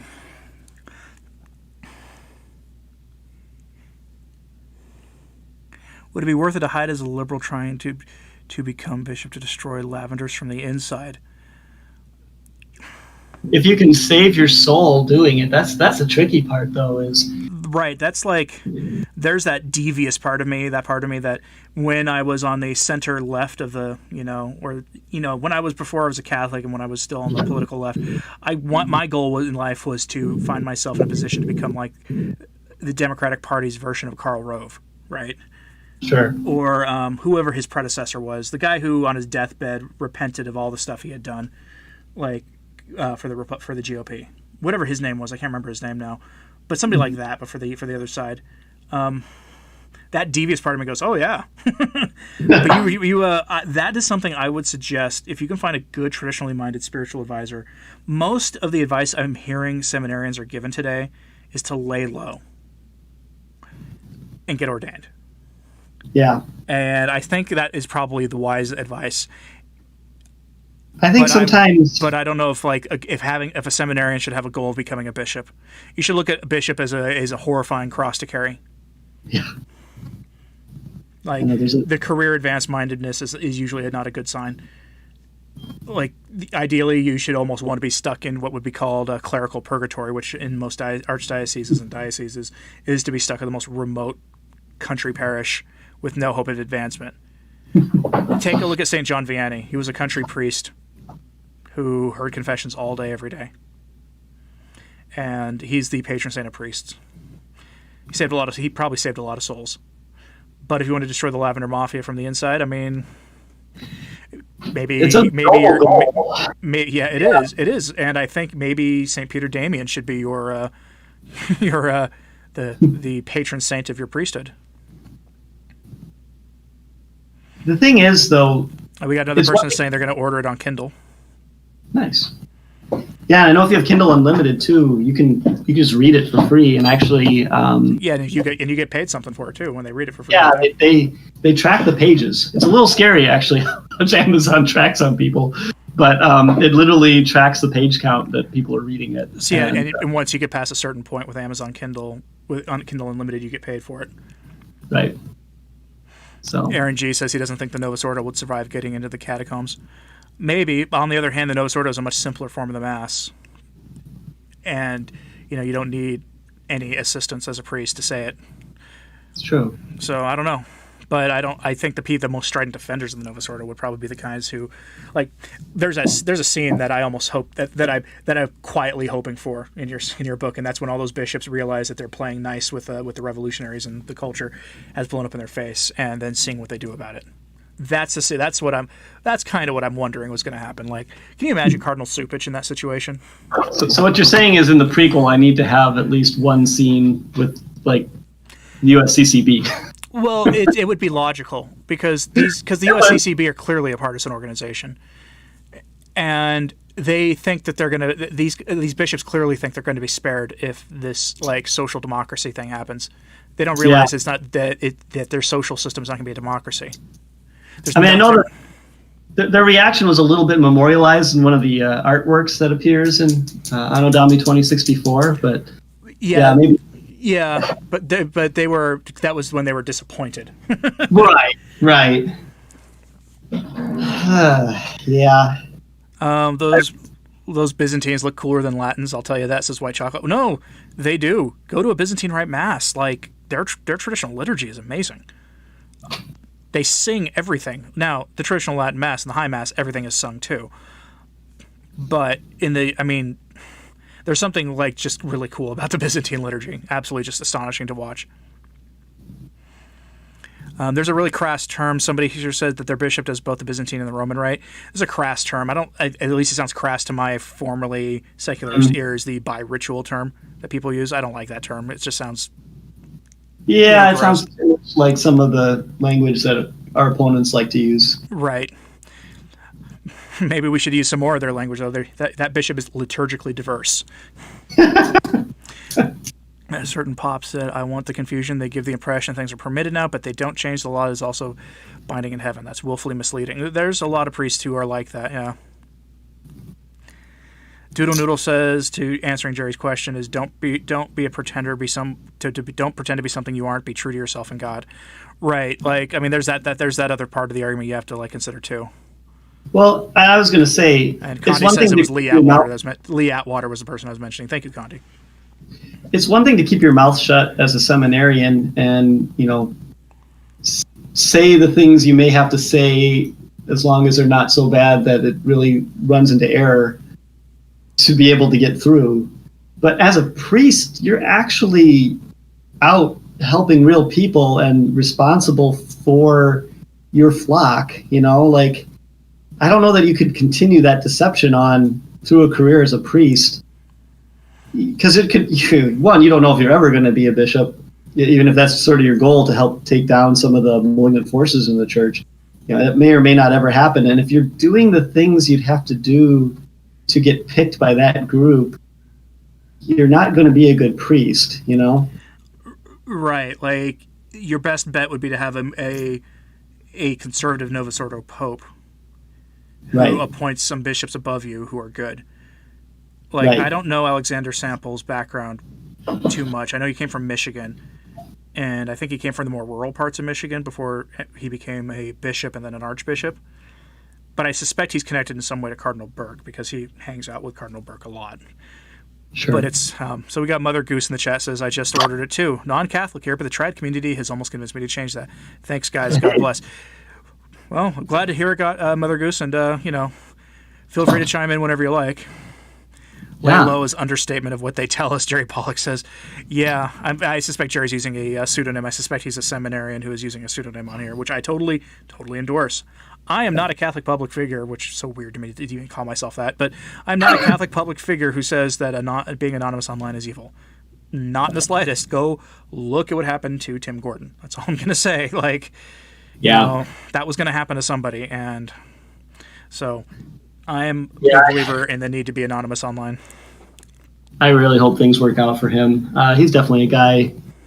Whether or not you have like any kind of disputes with him, I know there's controversies out there, but he's legitimately a good guy. And he actually, he was one of the first people to read my book. He actually, on the back, he gives a quote on it. He's a great guy. It's very sad to watch all that happen to him. It's been a horrible year for him and his family, honestly. To have that on top of everything else that's been going on was really sad to see. I mean, he's got a kid who's, he has a special needs kid. So, I mean, the fact that happened is just horrifying. It's why, it's why once or twice a month I put a thing up saying, hey, you want to support the work of this channel, become a patron or join the channel, because they could take this away one day. Yep. It's why I'm so circumscribed. It's why I just went into the settings of the channel here and turned the monetization feature off for this video. Just so I didn't want to take chances because of what we're talking about. They might bother manually reviewing if I turn it off. So there you go. Let's see. Somebody says that they just ordered Pamela says she ordered the book, and then Forever Young says he just downloaded it on for Kindle Unlimited. There you go. Awesome. Thank you. In Poland, the Novus Ordo would survive even the nuclear war. This is why I have my clear liturgical where I go. This is where I go, and this is what I'm gonna. These are the extent to which I'm willing to go to get to a traditional Latin Mass. However, I don't push other people for going to the new Mass. I just go listen to the Ottovani intervention that I put up on YouTube. I put the full document of the document written by Cardinal Ottoviani from the Council and co-authored by Archbishop Lefebvre before all that went down, basically pointing out to Paul VI all the heresies in the first version of the new Mass and how they were going to formally accuse him of heresy publicly if he didn't make some changes. So go listen to that, or go read a text online. It's worth your time. Thomas Keller says, Cardinal Cupcake. Teresa Baker Carl, where do you find the book? The book is on my sources blog. I have a link to it, and returntotradition.org. It's a top post right now. I'll be linking the stream in there when it's done. Asceticism might revive the Lavender Mafia. It's an interesting thought. I mean, I could see it actually. Now if you think about it, if you had the monastic orders really come back hard, think about it. Like they're enclosed communities. Yeah. That very little scrutiny goes on to them. I mean, the abbot is almost the bishop. Right. Niam says you have to feign to be being extra happy to get into seminary these days. Depends on the seminary, but yeah, probably. Also watched the 1983. You want to see your comment on how the church is purveyed there. I may have to go look.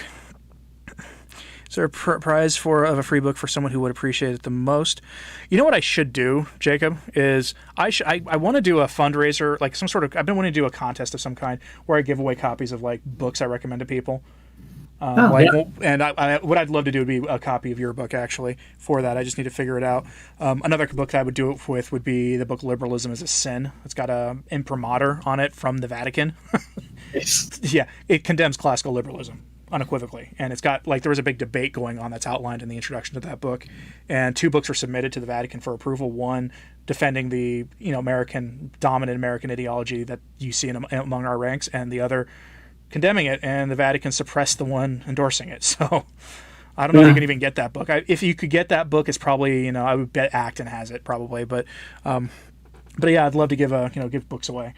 Yeah, we could talk after the show too, try to figure a way to do that in a way that what I would probably do is do a super chat fundraiser.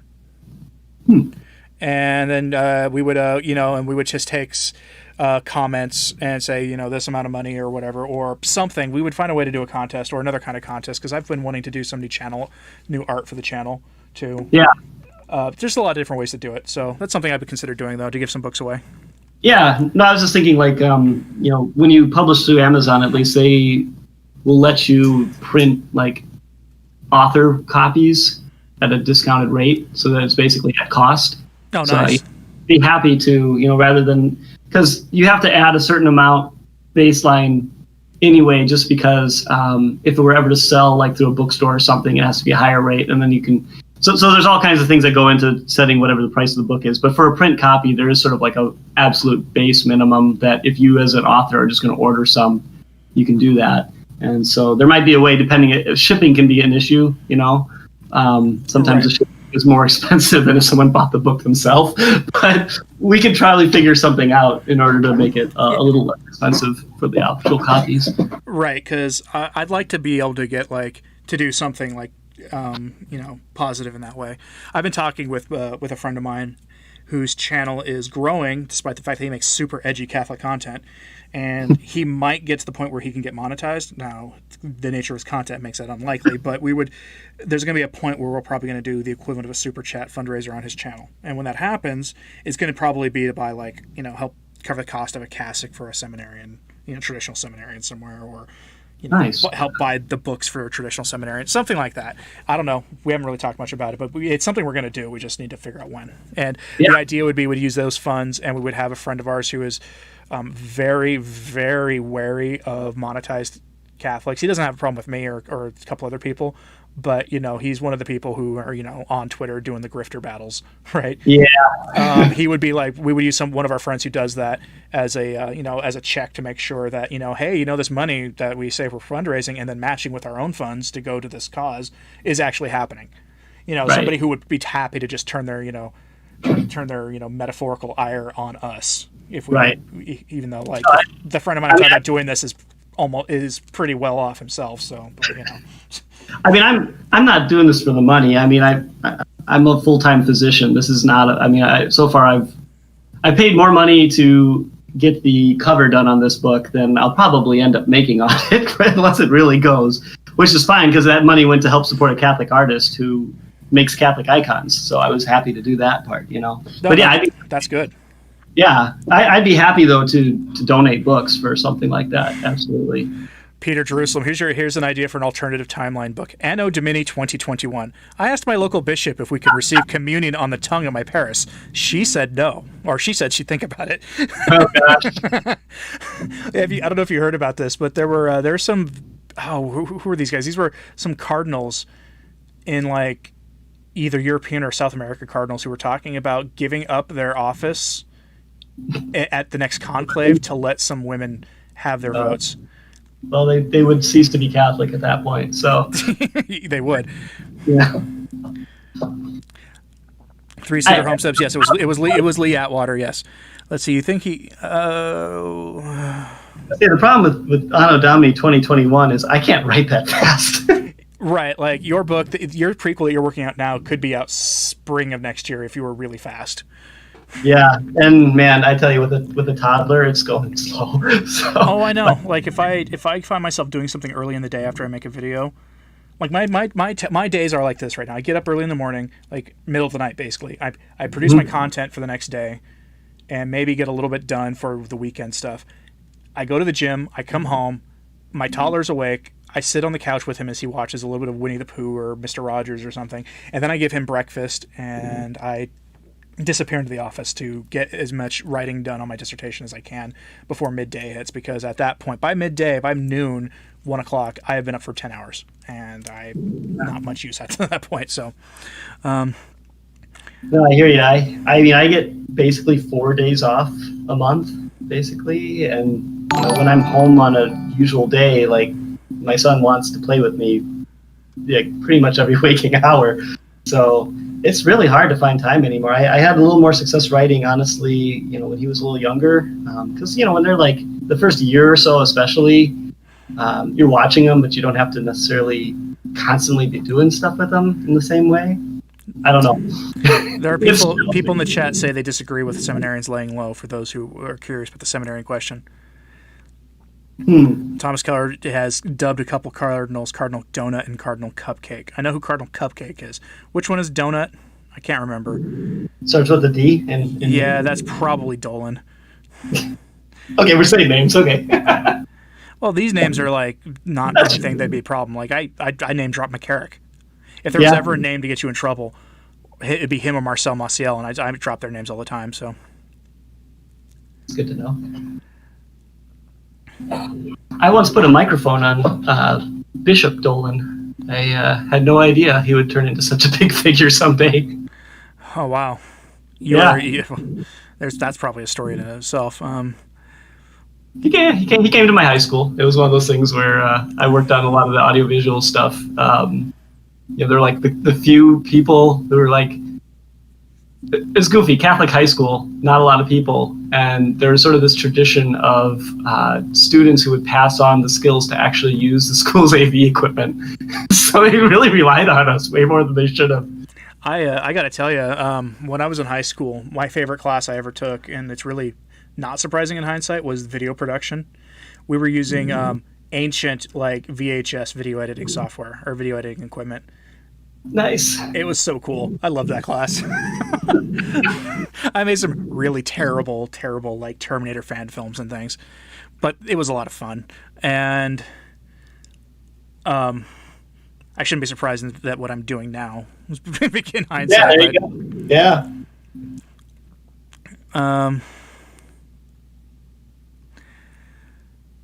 Of the Cardinals I've interacted with, though, I think my proudest is the fact that Cardinal George actually knew who I was at one point.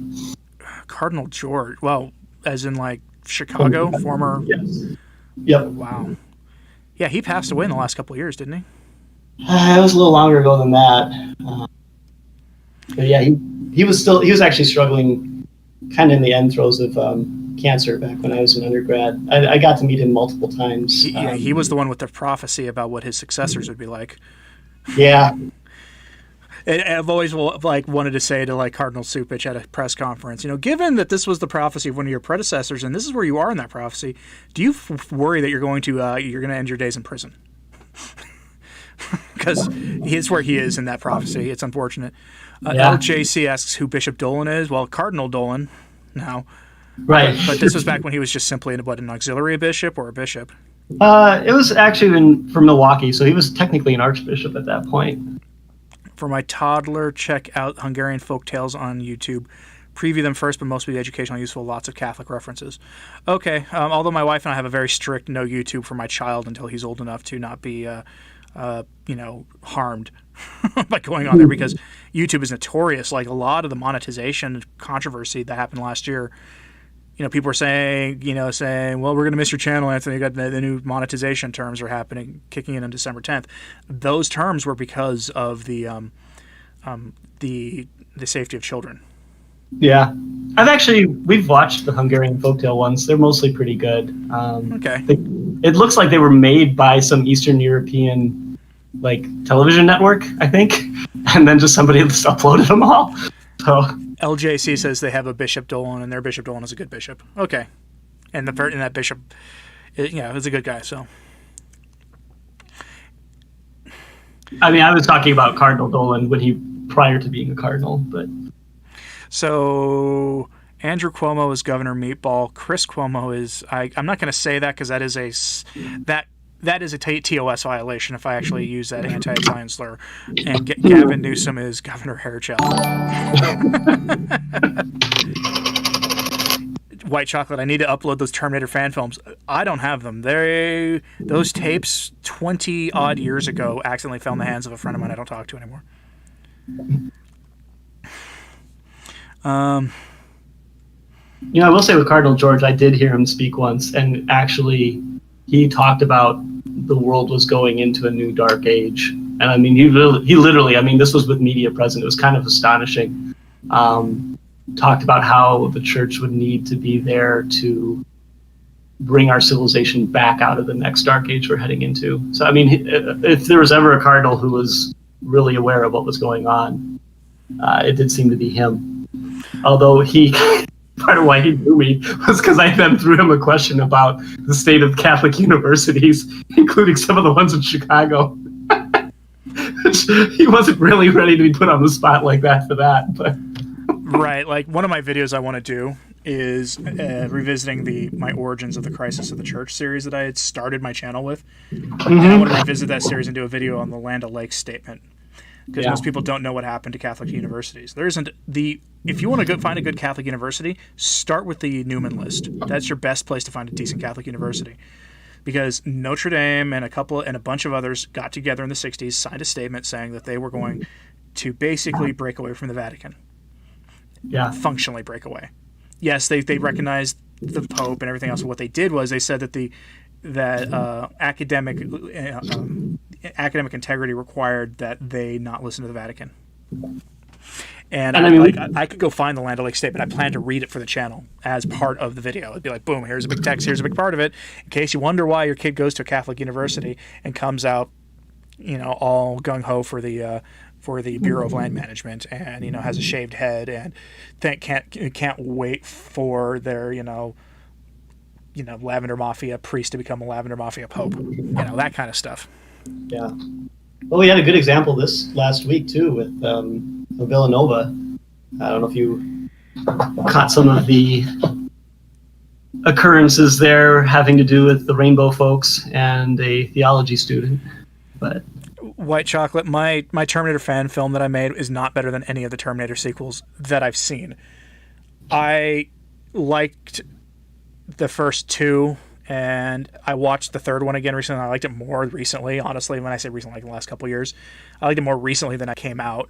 And I actually liked part 4 because when I was a kid, my favorite part of the Terminator movies was, the future war. And so that's what I got, was the movie I wanted. I also stopped after that movie because the sequels that came after that, the trailers looked terrible. Like, why would I watch this? Why would I spend 2 hours of my life in a movie theater and $20 to go see a movie that I will hate having seen? So, EMS title of the book is Anno Domini 2064. It's linked on the sources blog at returntotradition.org. I put it in the chat. Let me see if I can still do that. Nope. So YouTube went there, and I don't know why. Let's see. Yeah. Chris Cuomo says it's anti-Italian, but it doesn't mean he's a dumb inept brother. I know, but that's what I know what it really means, but we are not on a neutral platform. Well, have a nice one, Patch. I'll be probably ending this here soon anyway because I got to do Sunday stuff with my family. So people are now looking for different names for various secular leaders. I like to remind people, by the way, that Malachi Martin, he wrote faction, right? Fiction, technically, but 95% of what he said was true, and all the figures in his books were real people, except for like his main character in his books, in those 2 books, the 2 main novels that people read of his. But he, like, all the bishops and priests, major priests, they were all real people, and he just changed their names. Like Cardinal Bernardin in Windswept House was Cardinal Leonardin. These were not clever names. They were meant so you could figure out who these people were while still giving him plausible deniability. EM says he's ordering your book, or he or she.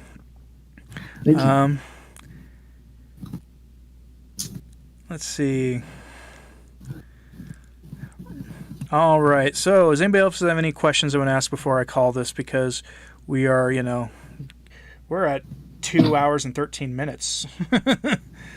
So, if not, then I will just call it here. So, Jacob, thanks for coming on again. We'll have you on again if you like.